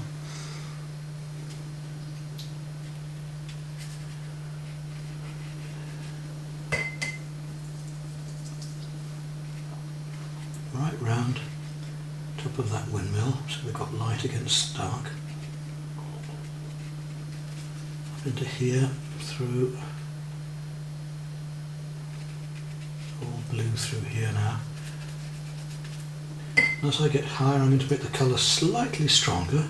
So I'm going to work up the paint a little bit more, get a bit stronger up into here around this cloud.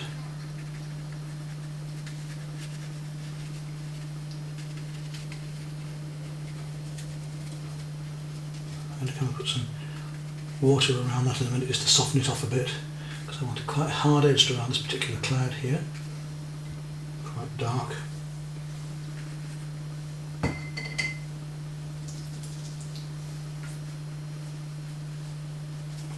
Down into that cerulean. Got a hard edge there I don't want, so I've got to soften that and blend that in. Put a little bit more of this turquoise in up here, so we get a much lovely deeper blue.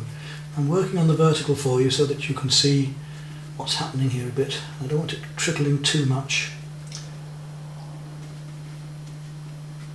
Really lovely strong colours. And then I'm going to come up to my cobalt blue. Up here. I shan't need to go into the ultramarine on this. Nice strong cobalt blue up there. This paper's fairly absorbent as well, I can see. Link that in before it gets too dry. If there's a light area of cloud, we'll lift it out there, look. And bring some of that turquoise, that cerulean turquoise, just back into here a bit.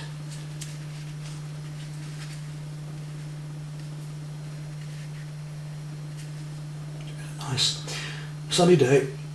That's what I was doing for you here, was I wanted to show you how we could do all these different ways of painting skies and clouds. I'm going to put some warmer colour into this later. I just want to soften these edges of cloud a bit now. And let them, with some water, let them blend in.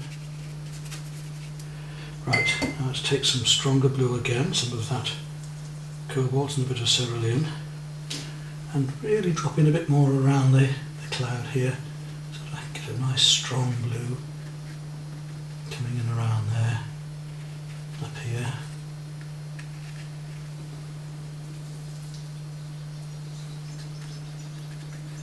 I want a much stronger sky.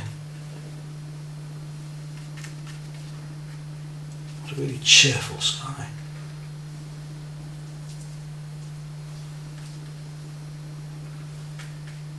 So I'm really pushing the colour a bit up here, really rubbing into it. Right, now I want to look at my greys. So as we did before with the greys, we'll sort of clean that up a bit, that palette. There we go, just clean it out. I've got a nice clean area there for my greys. I'm going to take some cobalt and a little touch of burnt sienna to give me a nice warm grey, and we'll just start to put that in now. Those clouds, and we'll soften that in with water in just a moment again. I want wet into wet effects, and gently down through here. That comes down through that bit of sky there off. Underneath here. Down through there, right through. Now, some water, and we'll let that blend in a bit. Don't want hard edges on these clouds here, they're very soft.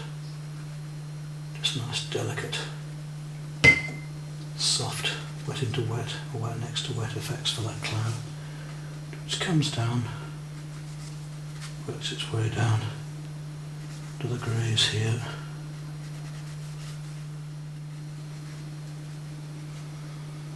So wet into wet or wet next to wet gives me a soft edge, remember, and the wet on dry will give me a harder edge, which we may use a bit more later. All sorts of different ways of painting skies. This paper, being very absorbent, doesn't allow me to lift out very easily, so I've got to paint in this way really on this particular type of paper.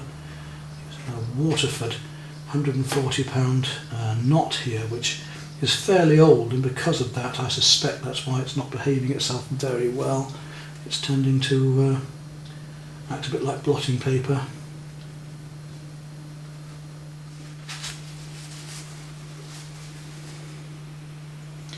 And I might want a slightly stronger blue here and there, so I'm going to just mix up a bit more of that blue just to give me a slightly stronger colour to the. So we bring this blue down into here, right through, really get the feeling of a nice bright blue sky.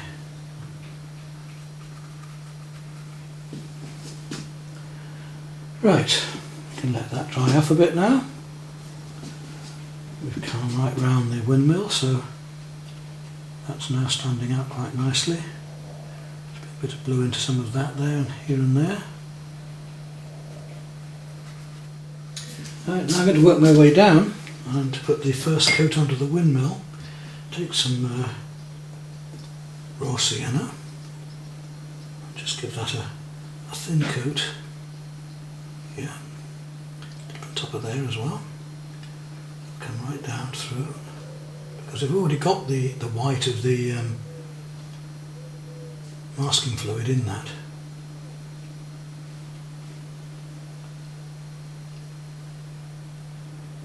While I've got that on my brush, I'll drop it into there as well. When you've got a colour on your brush and you know it's somewhere else, put it on there. Right through there. The mask I'll do it more carefully in a moment.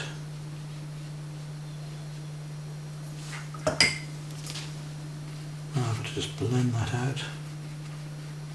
That comes through into there a little bit, down to here a bit as well.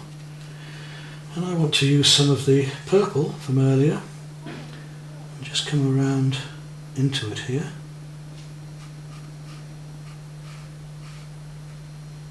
Down that side. A little bit up there. Taking some ultramarine, drop a bit of that in. Just letting the gravity do the work after that.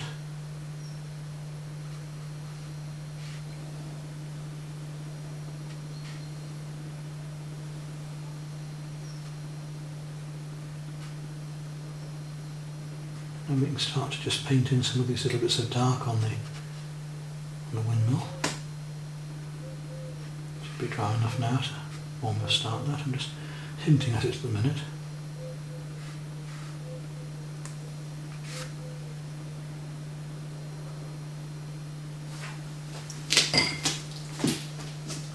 Just lift a bit of that out there. Just a little bit lighter just around that edge. Coming down there.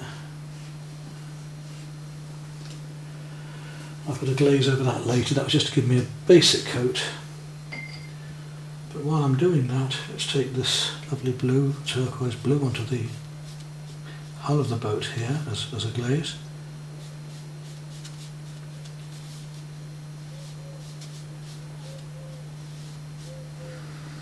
And then we'll drop into that a little of the cobalt violet.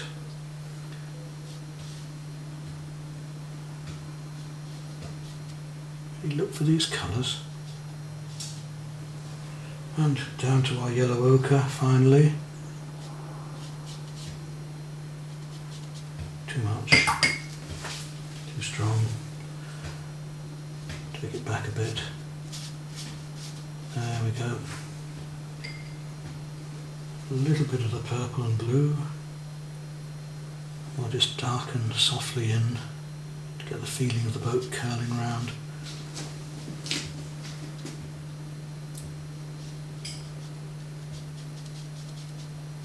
Reflections. We're going to go much darker under there shortly.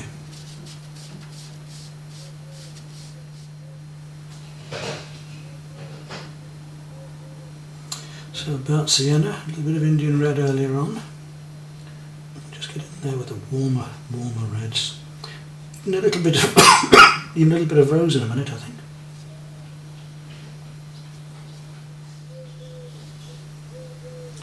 When that's dry enough, I'll go back into that and paint the warm into that too. In the meantime, we'll just indicate in.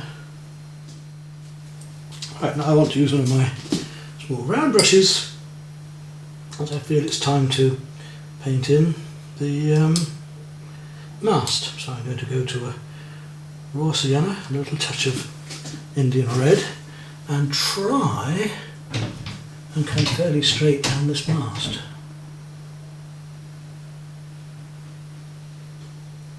On the centre here. A bit more warmth under that house as well, and back up into here where I want to put in a bit more shadow. I'm going to take some ultramarine, a little touch of the burnt sienna, and just go across this shadow a bit more deeply to really bring this out now. Might even go darker yet in a moment, but first of all let's just get in these very dark ultramarine, bit of burnt sienna,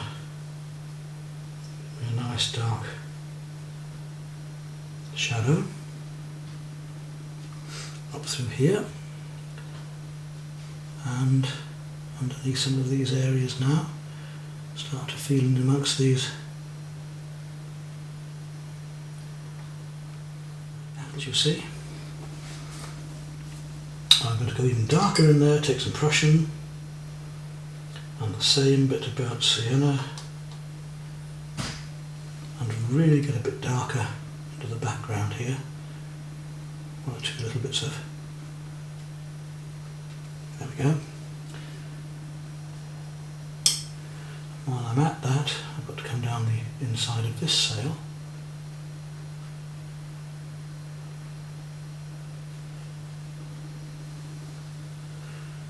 And the same here, a little bit of light dark down that one, very finely painted, using my little finger just to find my way down. There we go. With a small brush I now come across these bits of sail like this. And hopefully this will mean that the light of the sky will start to show better as well.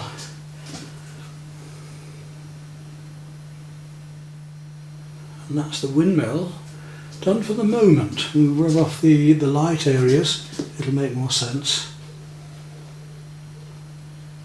Now onto the yacht, a little more of the burnt sienna, and we'll just go underneath these cross trees here.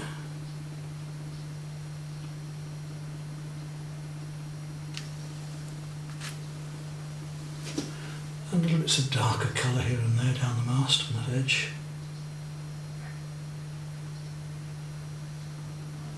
Especially down this side.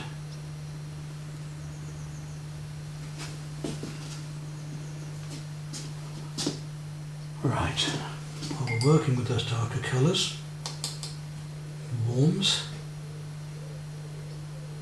let's just come into here and really start to try and get the dark that's inside the warms inside here, the feeling of this happening in here. A bit of purple now, and there.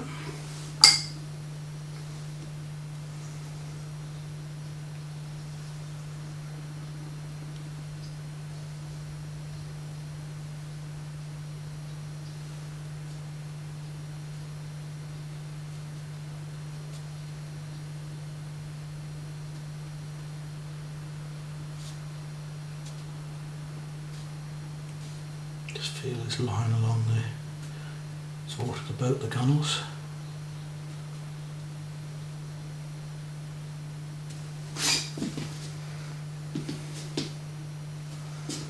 And while we're on that darker purple and blue, I still want to be a little bit darker back here.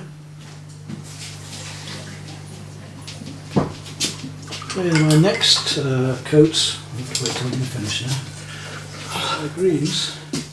After my greens into here, I want to keep them fairly cool. What I'm going to do is take some Aureolin yellow, just drop that in across here first of all. Sort of fairly warm, light, sunny grass there. And that comes right through here to there, right through there.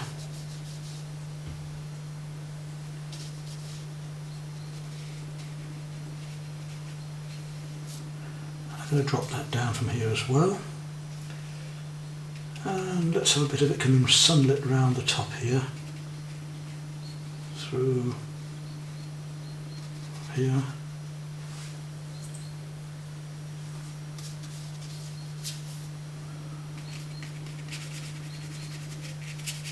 and we can paint wet into that, so just thinning it down to the edges. Take some raw sienna, make it a bit warmer.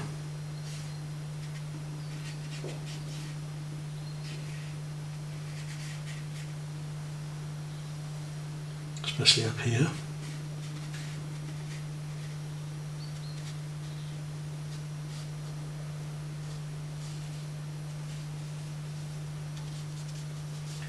And then I want it to become warmer still up there.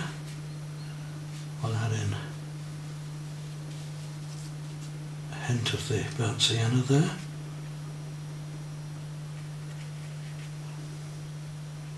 Coming down through into here as well. Now I want to start getting the tree. So I'm going to take some Viridian, which is quite a green.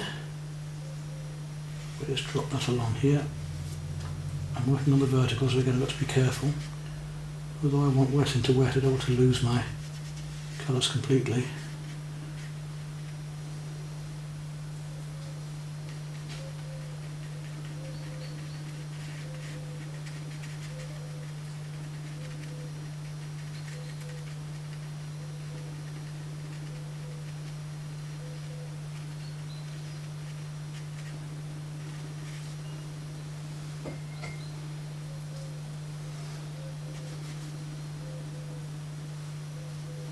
Down through there,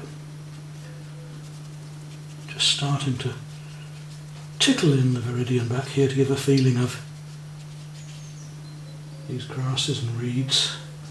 I'm going to go into a little bit more to sap green, which is a bit warmer, and start to let that tickle in to get the feeling of these reeds back here. Going right down through into the water.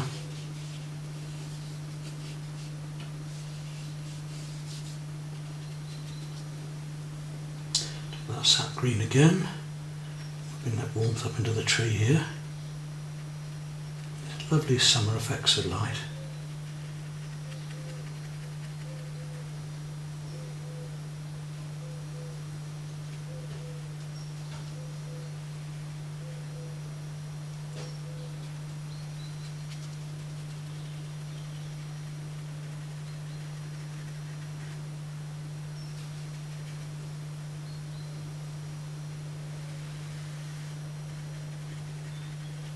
Tip of the brush using my oval mop here. As it gradually dries, I can gradually tighten up to go darker into here now. So I'm going to take my cobalt blue, my ultramarine blue, and go down to that lovely warm again where I add the blue and the brown together. In fact, I'm going to drop some Prussian into it as well to really get these nice dark warms in the bushes now.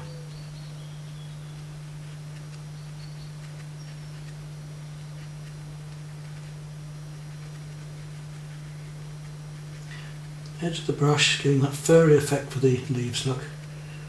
Not too much, it's just judging how much to put on before you completely lose your tree.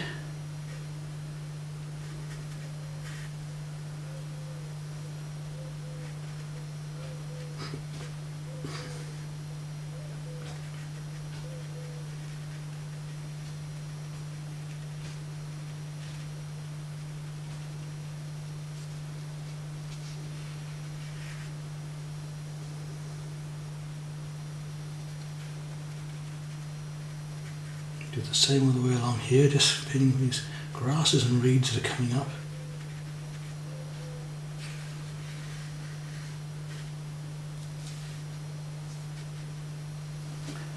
I'm going to go darker in there yet.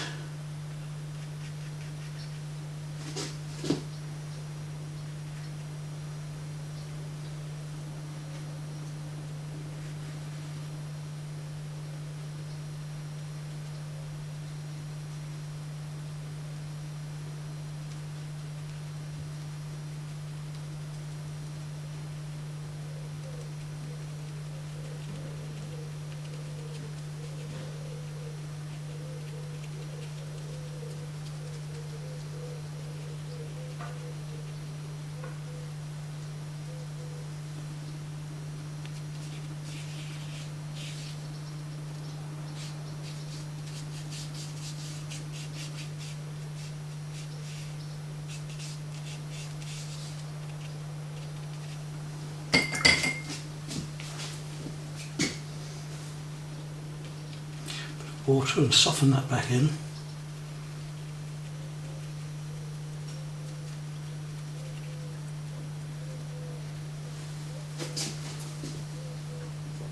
So we go darker still. Prussian, a little touch of the purple.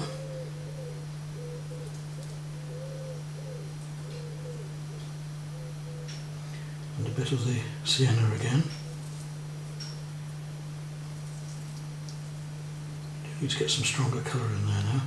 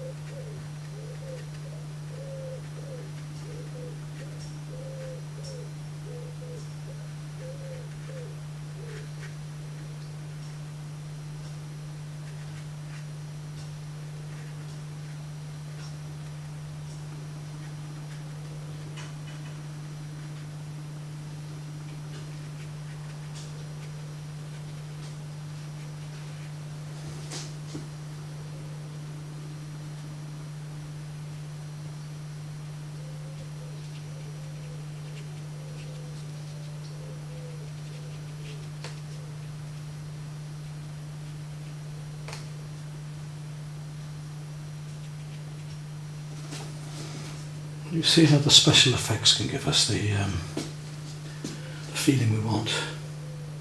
I'm going to use the fine rake brushes later to put some of the reeds in.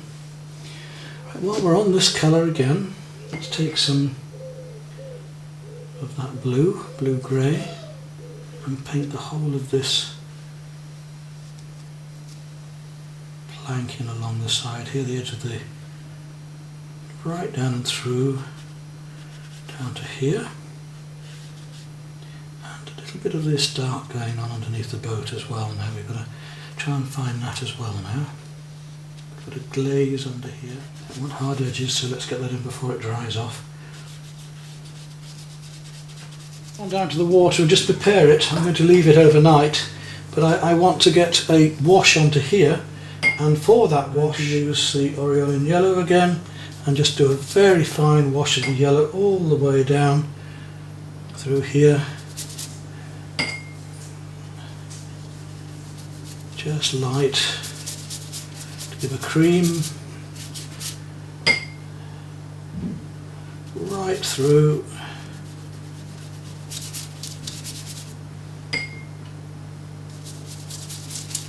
And I'm going to work into that with a bit of colour as well, to give myself a base before painting in the other colours tomorrow.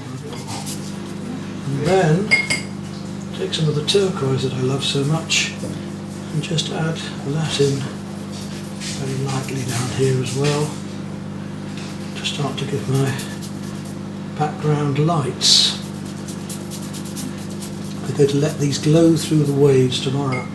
You could almost say we've got a painting now, haven't we? But there we go.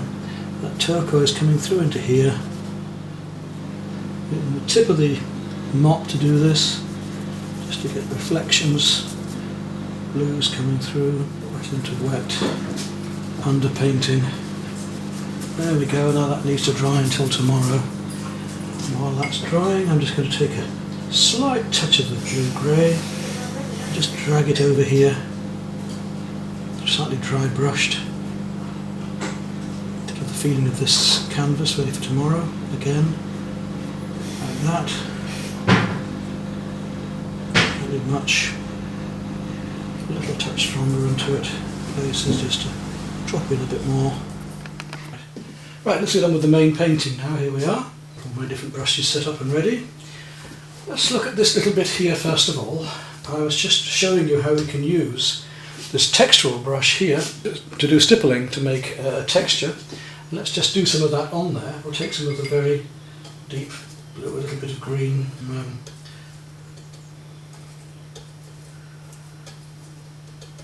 Prussian and some sap green. And let's see if we can just stipple a little bit onto here to get the feeling of those leaves. Now look at that. You see how that's going on? To get the feeling of the leaves coming right up and off the edge, over the wet into wet we've already done. Don't forget to twist the brush slightly when you do this, otherwise it will look like patterns rather than leaves. And they're coming right up into the background here. Don't want to overdo it, we don't want it too much in focus. A little bit coming on into textures down here as well. And not only can I stipple, I can actually drag the brush slightly to give the feeling of brush strokes too. Right, that's that brush. Now wash it off, and I'm going to come to my finer rake, take the same colour, and I want to just bring in these reeds down here, looks a bit more green, just into the tops of the reeds, so I get very fine rushes and reeds and grasses going on down there. And it makes it look like I've painted hundreds and hundreds of fine lines, but you and I both know I haven't. All I'm doing is using this rake brush to give that up to the top a little bit as well. We've got grasses coming right up and through here. You see I'm crisscrossing it slightly, I'm not going absolutely straight. Those reeds come all the way down.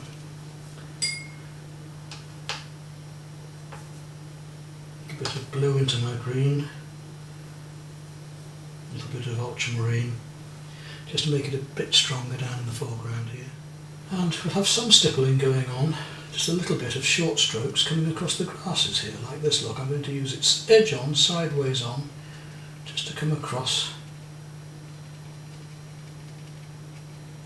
Now, I'm just going to go to my slightly larger one and just do a few larger strokes here in the foreground.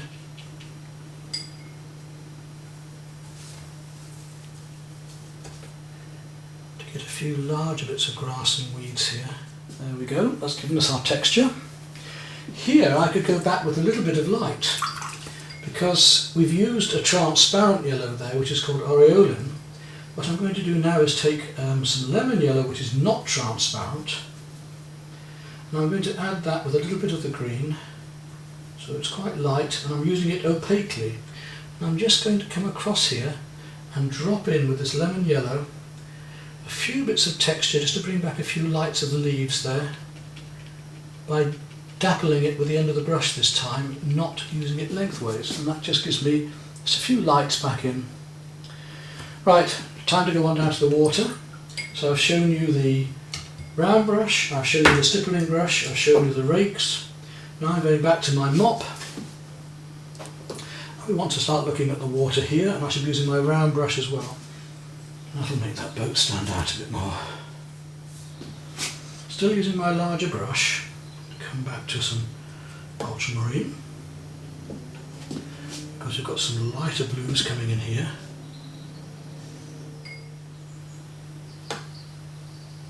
Just colour up. I'm starting to get that lovely feeling of the water. Still using my bigger brush.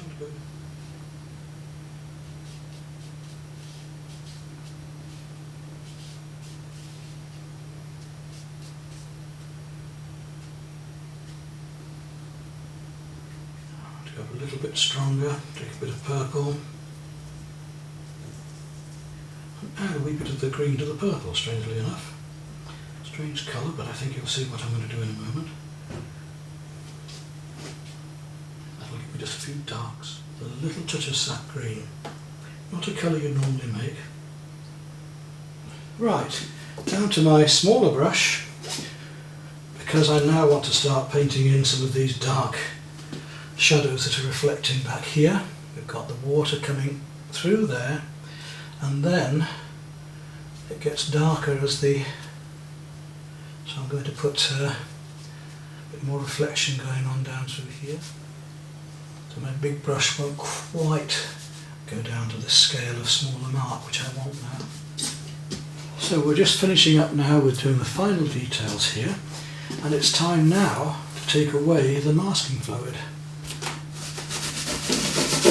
You can see now these fine white lines coming out.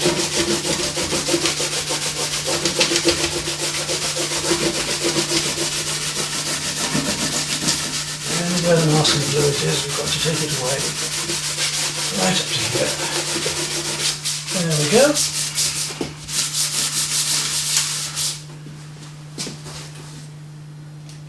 Right. Now I've got to continue into this and start tinting some of these bits of white down. Here, for instance, these little bits of green I'm going to put some orange and yellow across there just to make them a bit greener, a bit more yellow, because they don't want to be white, and just blend them across. And then later I shall go across a little bit of dark into those as well. A bit of orange and yellow, a bit of green, just to darken them in.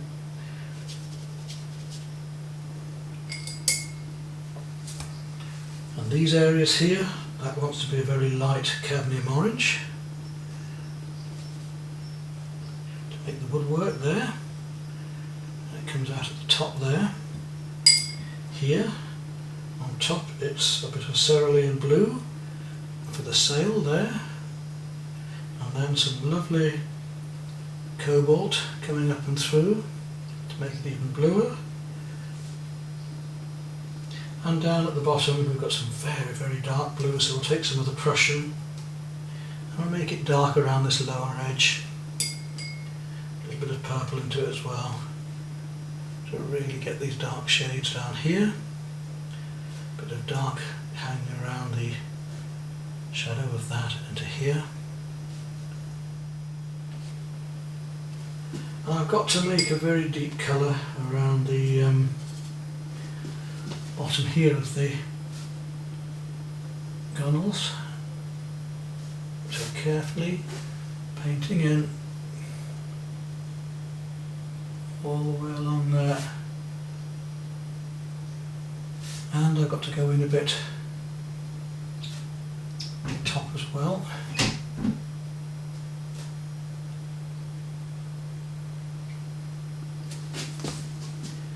That gives us that lovely light. I do want to get a slightly nicer curve on that, so let's just thicken that line out a bit and try and get a nicer curve to the shape I've got there. It should be a gentle sweep at that boat, that's better. Same under here, a little bit more. Gentle sweep under the boat. And then these darks coming out. Now the windmill up here has a bit of blue in between the sails, so let's get that in. Between those sails there.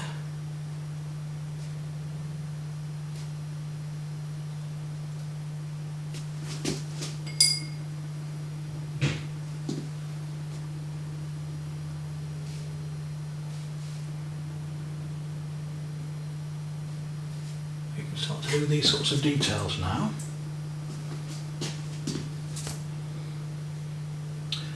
So dark across that bit. Now we've got the lights out, we can start to really play with the details. You can see the white sails now here. We've got some dark just coming down around that bit. Dry brush it just slightly. So you see what fun we can have with the rigging there. Might want to soften it just slightly in a moment. This post hasn't been rubbed up yet, look, let's do that. There we go. I need a bit of orange into there as well, that's better. And here, that white lettering isn't white, in fact, it's yellow, so in yellow. And just put that over it to make that a cream. There we are.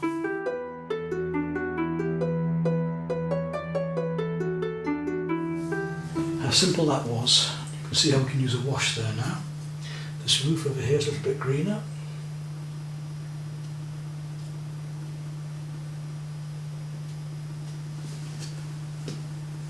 And that's our picture almost done, what I want to do anyway.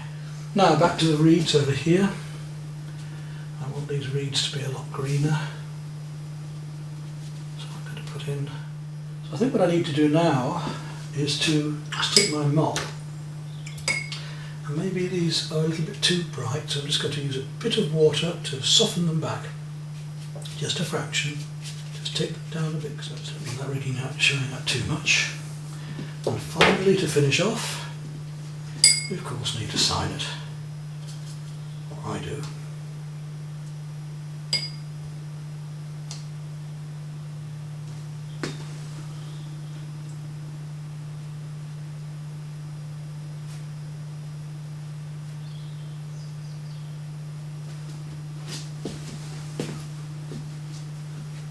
And there we are, a little watercolour of Norfolk painted fairly simply, showing you all the old traditional techniques.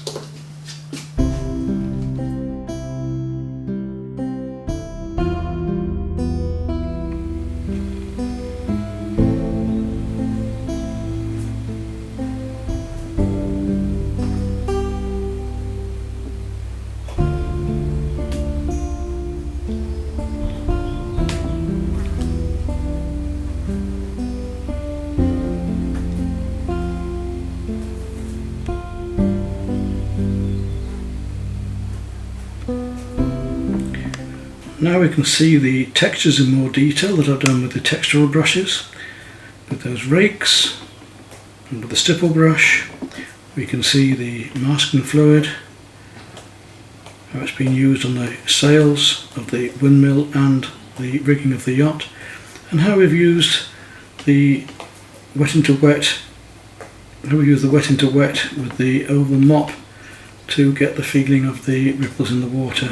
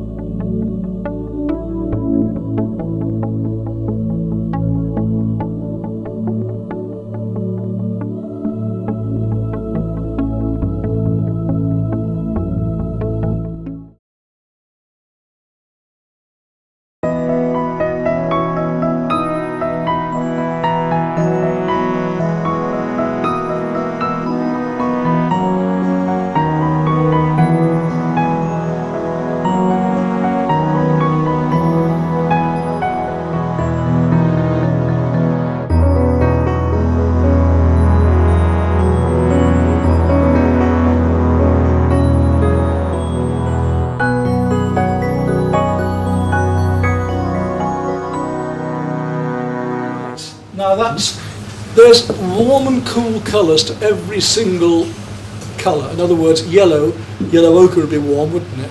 And then lemon yellow would be cooler. If you're a watercolourist, chuck away the lemon yellow unless you want to use it as opaque. Go for what Hazel Sohan likes, the aureolin yellow, beautiful yellow, much nicer than lemon. If you like to use yellow ochre in your skies, try using raw sienna. It's much more transparent, it's much nicer than the yellow ochre. Little things, I mean, there's so much I can keep wittering on about it. Right, so this is a warm grey, and most of our greys are made by brown and blues. It's the simplest way to make your greys, not black and whites. You know, unless we're doing a specific palette. If I was doing a Rembrandt, then I'd be using the earth colours. I would use burnt sienna for my red. I would use yellow ochre for my yellow, and to make it look like chrome yellow, I would use black as my blue, and I would mix burnt umber with my black to make the black, so it would be warmer. And the orange, then you can imagine, would be the yellow ochre, but those few colours, and you can do a beautiful painting. And this is what some of the old masters were using, just a limited palette. You can do very similar with watercolour as well. Again, there are examples in the. What I want is a cooler. That one is that a cooler. That's a little bit more. I want that one that's slightly cooler up here. Against that. And coming down to a slightly warmer grey. What have we got? What's that one? That's the one I'm looking for. Just slightly browner, just a slight tint of brown coming down into here. Just using it across. So this is feathering. I'm just tickling the tip of the. And when you're doing a sky, say you've got a very massive sky, then you can give the whole thing more perspective, as the Dutch landscapists often did, because they've got, as we have in Lincolnshire, massive. They have 2/3 sky and 1/3 landscape, whereas Constable was down in Salisbury doing the other way around, 2/3 landscape, 1/3 sky. We can use perspective in the sky as well, and there are two perspectives. There's linear perspective and aerial perspective. Linear perspective is the use of the line going in, and aerial is the use of the colours and light going back. So here I'm using aerial perspective, but if I were to start putting my little strokes look deliberately into short marks and leading the eye into that painting, so it's like almost like a clock. If I start doing my strokes like that, just for fun, you can see it's already starting to lead the eye in, even those few small marks. And if I did that the same here, we'd have the same thing going on. Let's start coming down. I want to start on these. I'm not going to do too many verticals yet. I'm still working on my depths of colour here yet. You know, you've got to have the technical side of it with the art. You can't leave out. So I can blend that with my finger, and I can come back in for a stronger colour. You've got to understand the technical side of colours as well as just the creative side. If you want to paint somebody with a fluorescent orange jacket, then you wouldn't be using fluorescent orange paint. You'd be using the opposites in the colour circle.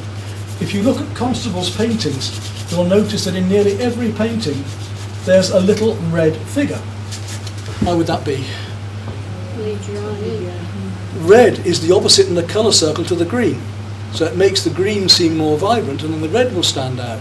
So if we wanted a fluorescent orange jacket, we would be using the opposites in the colour circle to it, wouldn't we? For instance, if I'm doing a hot day on a beach, and I want a really hot sunny beach, midday, if you look at, again, some of the pictures I've done, then you'll see I'm using a purple shadow underneath against yellow sand, the opposites in the colour circle. And also, the stronger the light on the day, the stronger the difference between the lights and darks. So if we want a very dull day like today, like most of the year here in Lincolnshire, then we would have very close tones and dull colours. But if we want a really bright day, then we want the stronger tones of lights and darks. Talking about Constable again, I'm just going to stumble lightly over that, just a bit of light through with that grey. And now we're talking here, you see we've got our mid-tones in there. At this stage already, if I wanted to, I can start bringing my lights in. So I'm just going to bring back a cream down there for that mast, straight down. And you see how we can put the light over the top. And that, it's pretty well fixed, that pastel, isn't it? And it hasn't come through that. So, and that's quite a chunky pastel as well. Just to give you an idea as I go on, say, see how far I get, but we've got a bit of time. What's half time? About 8:30, is it? Yes, indeed. Yeah, you want a cup of tea then, don't you? Yeah. Let me know a longer nap or two. Right. So do come up and have a chat about the brushes and things if you want. But you can already see what's happening here. We're just starting now. I want to start getting a bit of cream so into there as well. So there are cools and warms in every colour, and there are cools and warms in yellows, there are cools and warms in reds. A warmer red's going to be cadmium, a cooler red is going to go towards the purples. And same with the blues. The cooler blues are going to be towards the turquoise. And one colour is going to enhance another. And so many times we've got a student who's working, she's fumbling about trying to make something, and it's not that thing that's wrong, it's a thing next to it. I give an example of a struggle I had once with the sunrise at Bridlington Harbour. And I was putting more and more oranges in to try and get it brighter. And that's not getting this. What a prat. I should have been putting more and more cools in to make the oranges come out. You know, it's not the thing you think is wrong always, it is. It can be something quite different. Let's get that, try and get sort of colour there for the windmill going. I'm going to lose my drawing my windmill totally here. I can see I'm just going to have to find it again, but it doesn't matter. Seems brash at the moment. I just want to get an undercolour. I want to get an undercolour, a mid-tone in there. I can come back and I can tighten it up. That's the beauty of this way of working with pastels. But can you see how you could bring out a watercolour this way, perhaps? You know, we can go in and put the sparkle in or something. If you've missed out doing the light sparkles or highlights, you didn't put the masking fluid in, you don't want to go back in with gouache or acrylics, you could just be touching up with bits of colour of pastel. I want to soften that back, so I've got to come back in with some cooler colour. I'm just going to blend in a bit of that grey while it's still wet and take it back a bit. One colour nearly always shows into another, so especially in water, obviously. You'll find with water that it's never the same tone in reflection. It's always either lighter or darker. It's never identical. Weirdly enough, I don't know why it is, but you know. Now we've got this. So I want to start blocking in as fast as I can now and just get rid of all this white paper now. Let's have a look. We've got. Yes, that's all right.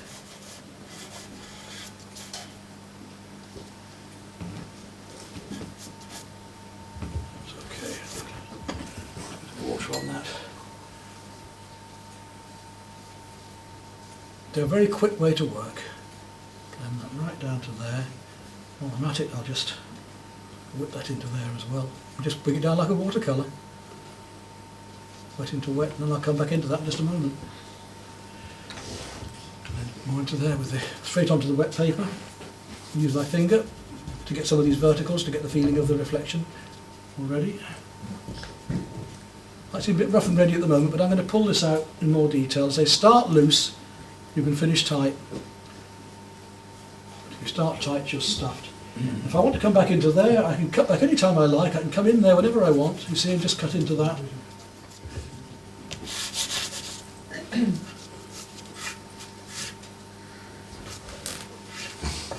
Be brave as well. So often I get people saying, how do you dare do that? Well, you can't really go wrong, can you? You can always come back and put paint over it again. And that's the same thing, I think, with experimenting. You know, this business of acrylic inks and so on, I was one of the first to do that because I needed to find a way. I had to explore, I had to find a way. And the only way I was going to do that was by experimenting. And what is it, after all? It's only a piece of paper, isn't it? I mean, if it goes wrong, what have you lost? You can still work over it if you want to. Working in my verticals at the moment, just feeling the water by getting the verticals, and then I'll come across with the horizontals as I go along as well. Look, verticals and horizontals to get that feeling of reflection. People so often go in trying to paint water over the surface all the time. Don't. Let's go back to that lovely dark. But I did use a dark from here earlier when there was that. What was there? Come down here. We've got that mast coming there. Then there's the boom coming down here. I have got a lot of affinity with Norfolk because I've taught in both the state and private systems, and since the age of about 10 I've been going to Norfolk. I used to teach sailing there, and it was nice to go back this time and see all the old haunts. And we'll just rub that a bit to give that vertical again, just dull it down a fraction. We've got little lines of just so lightly with the pastel, just in almost the weight of the pastel alone. You don't have to be too heavy-handed with it. Again, I can only see what I'm seeing from the side here, so I'm just hoping it's coming out right. But I might be slightly out of my drawing there because it should be a bit lower. Not to worry, it'll work out.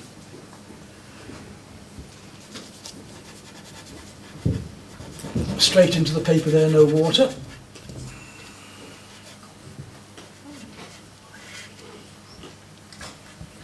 Don't need water there. Start to feel this roundness here of this. What are we doing? We've got another 5 minutes yet. We're just going to start the kettle off, are you? Yeah. Everybody arguing about doing it, they did it last time. Feel around that form. Let's get this pink of this in here. I'm not going to bother with water on this little bit. Don't need to really. Bring up that, there's a duller grey there. Now what is that? That's the dual one, yep. Snow. When you're doing snow, remember you're doing light against dark and dark against light. So if you're splattering your snow with a toothbrush or whatever, then you put the light splattering on the darker. If you're doing using acrylic or gouache, and the other way around, you're putting your darks on your lights. If it's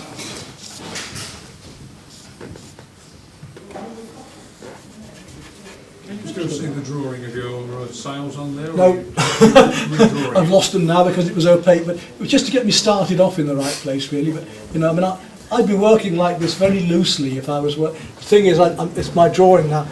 I'm from here. That's the correct. But if I come around here, I know that that's far too wide. That's going to come right down to there somewhere. I'm going to have to make adjustments and stand up in parts because I simply can't see. I'm working in perspective. That should be about that. So, but again, it's good for you to see what I'm doing here because, you know, you can see how I can rectify a mistake so easily with just the pastel straight over it.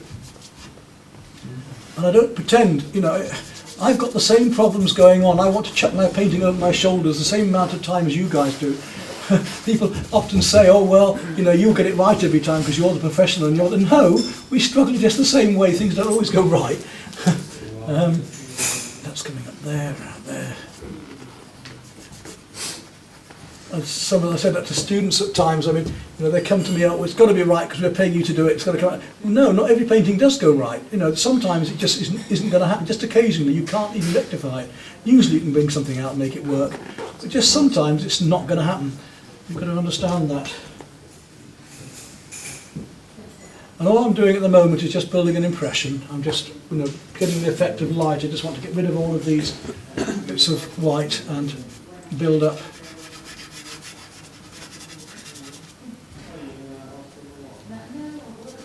an effect of light before I start working in all of the other. Okay, let's come down. If I just keep building this as a jigsaw, you can see that red's lightened up now. If I just keep building this as a jigsaw, it should all come together. Naturally. Pinking it. For a couple of minutes, and I'll let you go to the toilet.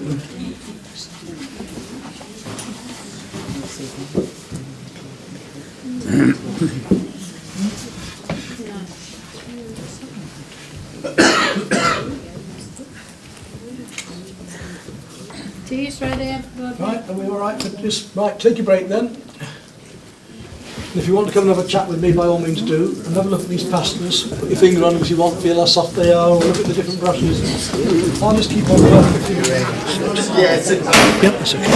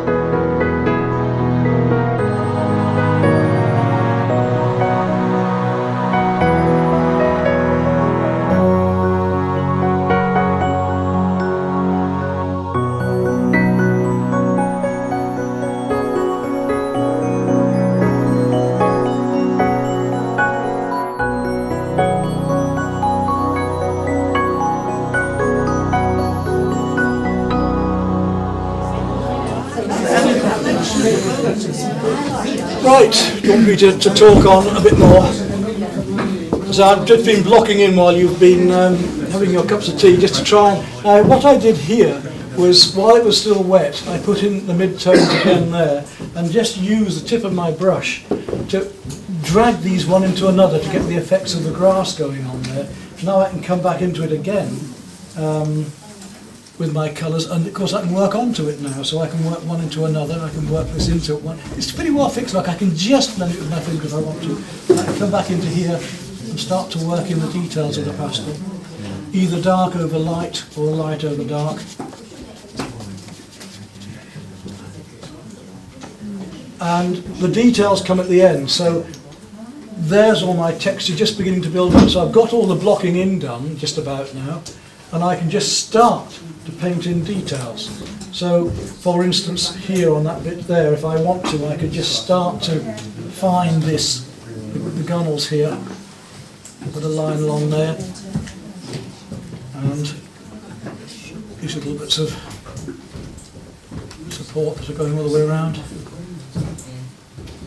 And I leave my darkest and lightest colours to the very end. You see now how when I start to bring in the darks, then the other colours that seemed very dark a while ago will now go softer. You know, to put a bit of dark up here, for instance, I could put a little black there, and it would make all of that change the values to those totally. So we've worked the mid-tones up, and now I'm just going through to my darker ones, and then I shall start to go up to the lighter ones as well. Drawings out, but we've got just an effect of light at the moment, so I'm going to start working my colours into this. This boat, for instance, here, right, I've got the whole thing built in. Now if I start putting in a couple of the effect of the windows here, come back up the top there, just look at that bit of blue, just put the right shapes in the right places, and the top of an awning starts down that side, a little bit of dark at the back of it. Then the boat itself needs to be lightened up, take a bit of the cream along that side of that boat. It's supposed to be reflecting down here a bit, so I'll do a bit down there as well. It won't be too light, I'll just darken it a bit. I'm going to kill it a bit with my finger there, quite deliberately. Put that with my dark in between, and like a watercolour, start painting in the negative shapes there. So I'll just go along there, put in the two fenders on the side. They'll reflect straight down into the water, so it's just one line. So I've got my reflection there in one go, the line in between. Up into the bow, drag it down a bit with my finger, a couple of dots and dashes, and we've virtually got a little boat in the background. Just make that come out there, a little bit darker behind it to bring it out, back of the boat, dark behind here. Start to look at these masts. I haven't got them in yet, but I just wanted to give you the idea of it. We've got a very light orange cream mask going, so I want the darker colour first. Right, I better really push this one. It's got a nice bit of fairly bright orange here, and it's coming from here, up under that boat, so I've got to come from there in one. I'm going to have to stand up and see this one, I think. Right from up here somewhere.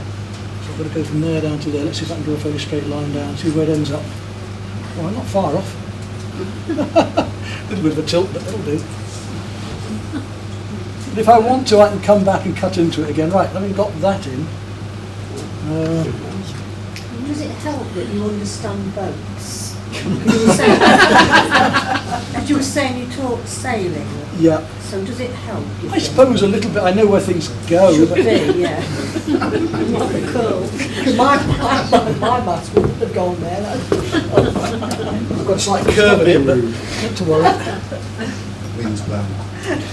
Yeah, wind's blowing it. That's the trouble. I can't. I'm sort of trying to work on it. I've gone in an art, but you know, normally when I would demo like this, then I'd go back at home and I would then tidy it all up at home again afterwards. At the very end of it, I might have a chance. So it's just tidying up, isn't it? Literally just that, just tidying up. There's a rope comes in down here. It's darker. I've got to blend in there a bit.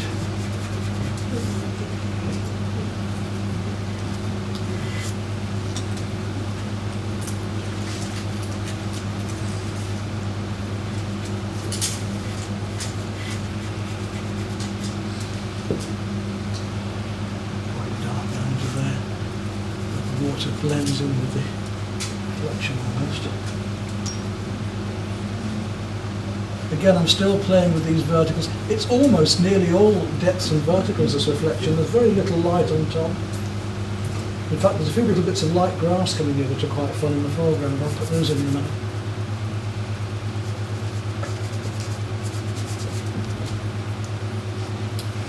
Right, once we've got that, then we've got those lighter fenders.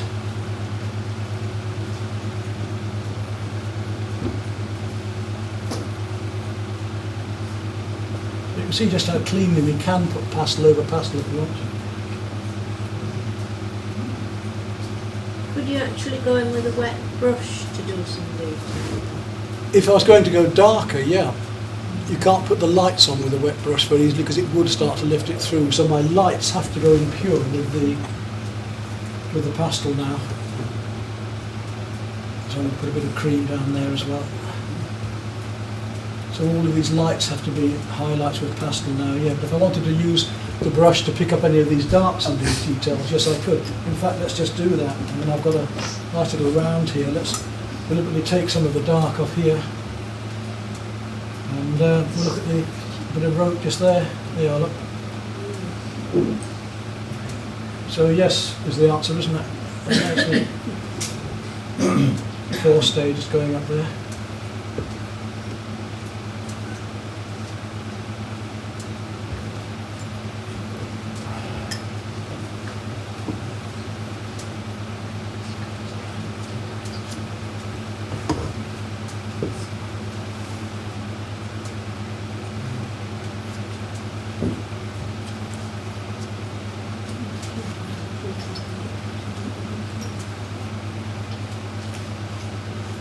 And just gradually building up colour by colour, shape by shape.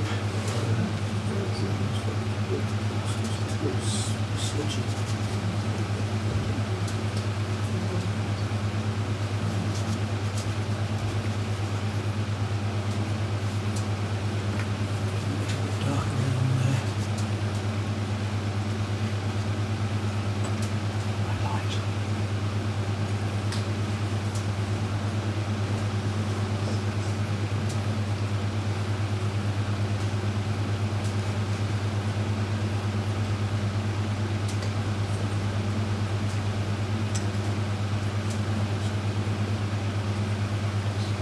The thing is to enjoy your painting. If you worry too much, if it goes wrong, just go over it again, come back again.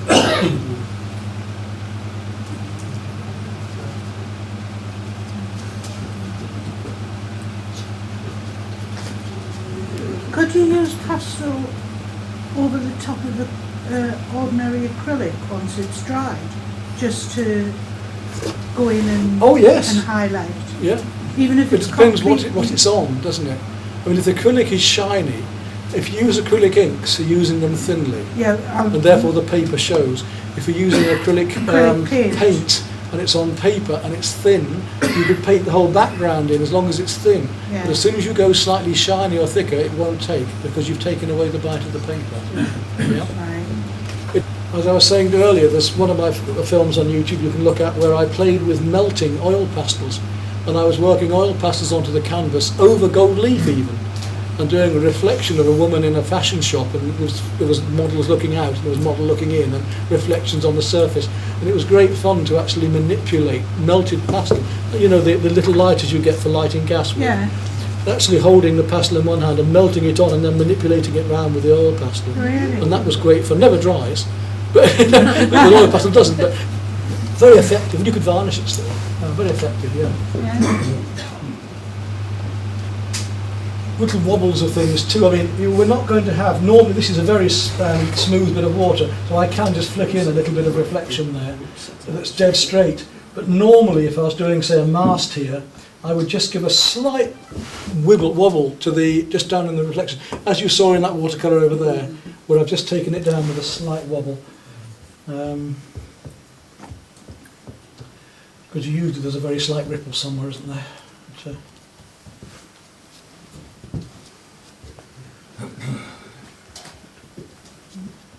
But, I mean, even if I stop now, you've got the idea, haven't you? Which is the point, which is what I'm here for, just to...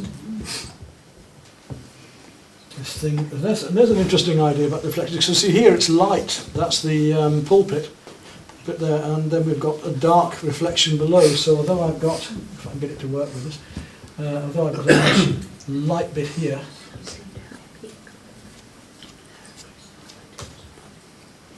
when it comes down below, the same thing is dark.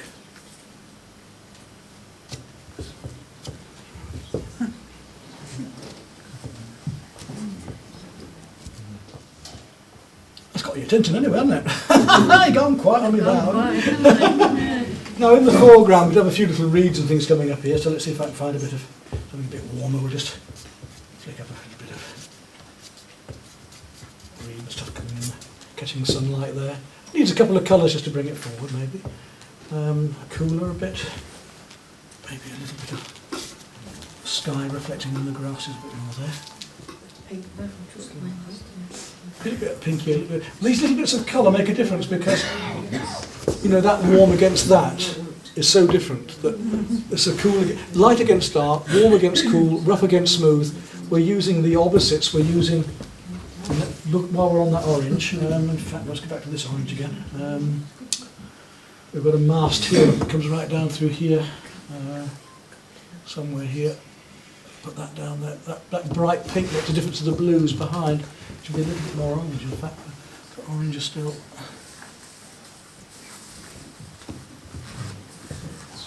And the same down here. It's stronger down the bottom there. So yes, if you want me back any time, you decide. Look through my website, see what I do, and see what would be most interesting to you. And that's quite a challenge to me. When I just enjoy, I'm just enjoying doing the picture. I just carry on, But I'll discuss anything with you, of course.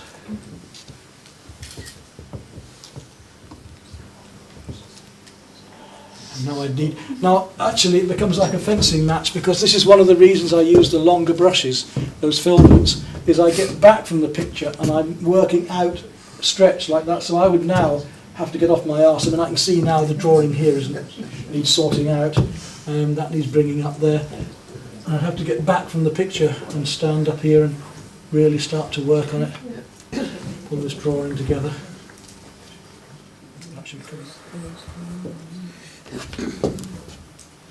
This is the awkward bits. It's fine lines like this that I think are the most awkward. If you're doing a fairly figurative piece, this is where it gets difficult. Sort of wobble down the side of a mast. You need to start lightening up the horizon. Now this is where I'm going to start coming in with little bits of feathering.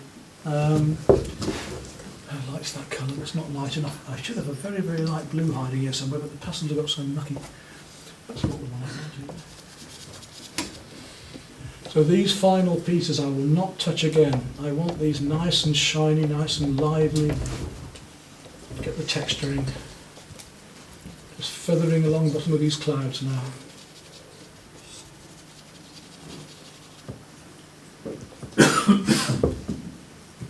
If those things are up there. It's darker down here anyway, but I'm going to put a little bit of feathering back into here. Just a little bit of texturing here and there.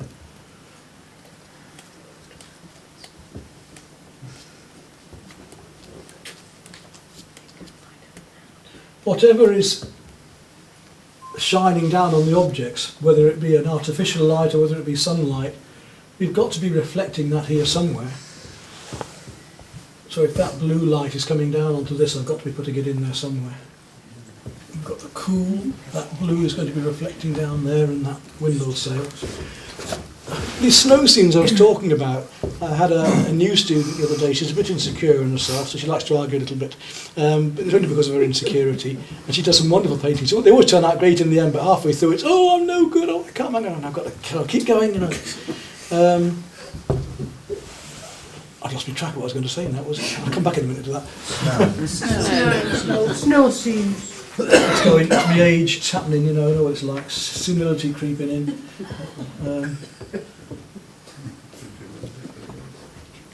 You were talking about snow scenes. Oh, that's right, yes, she was doing a snow scene for this year's Christmas card. Oh, that's something.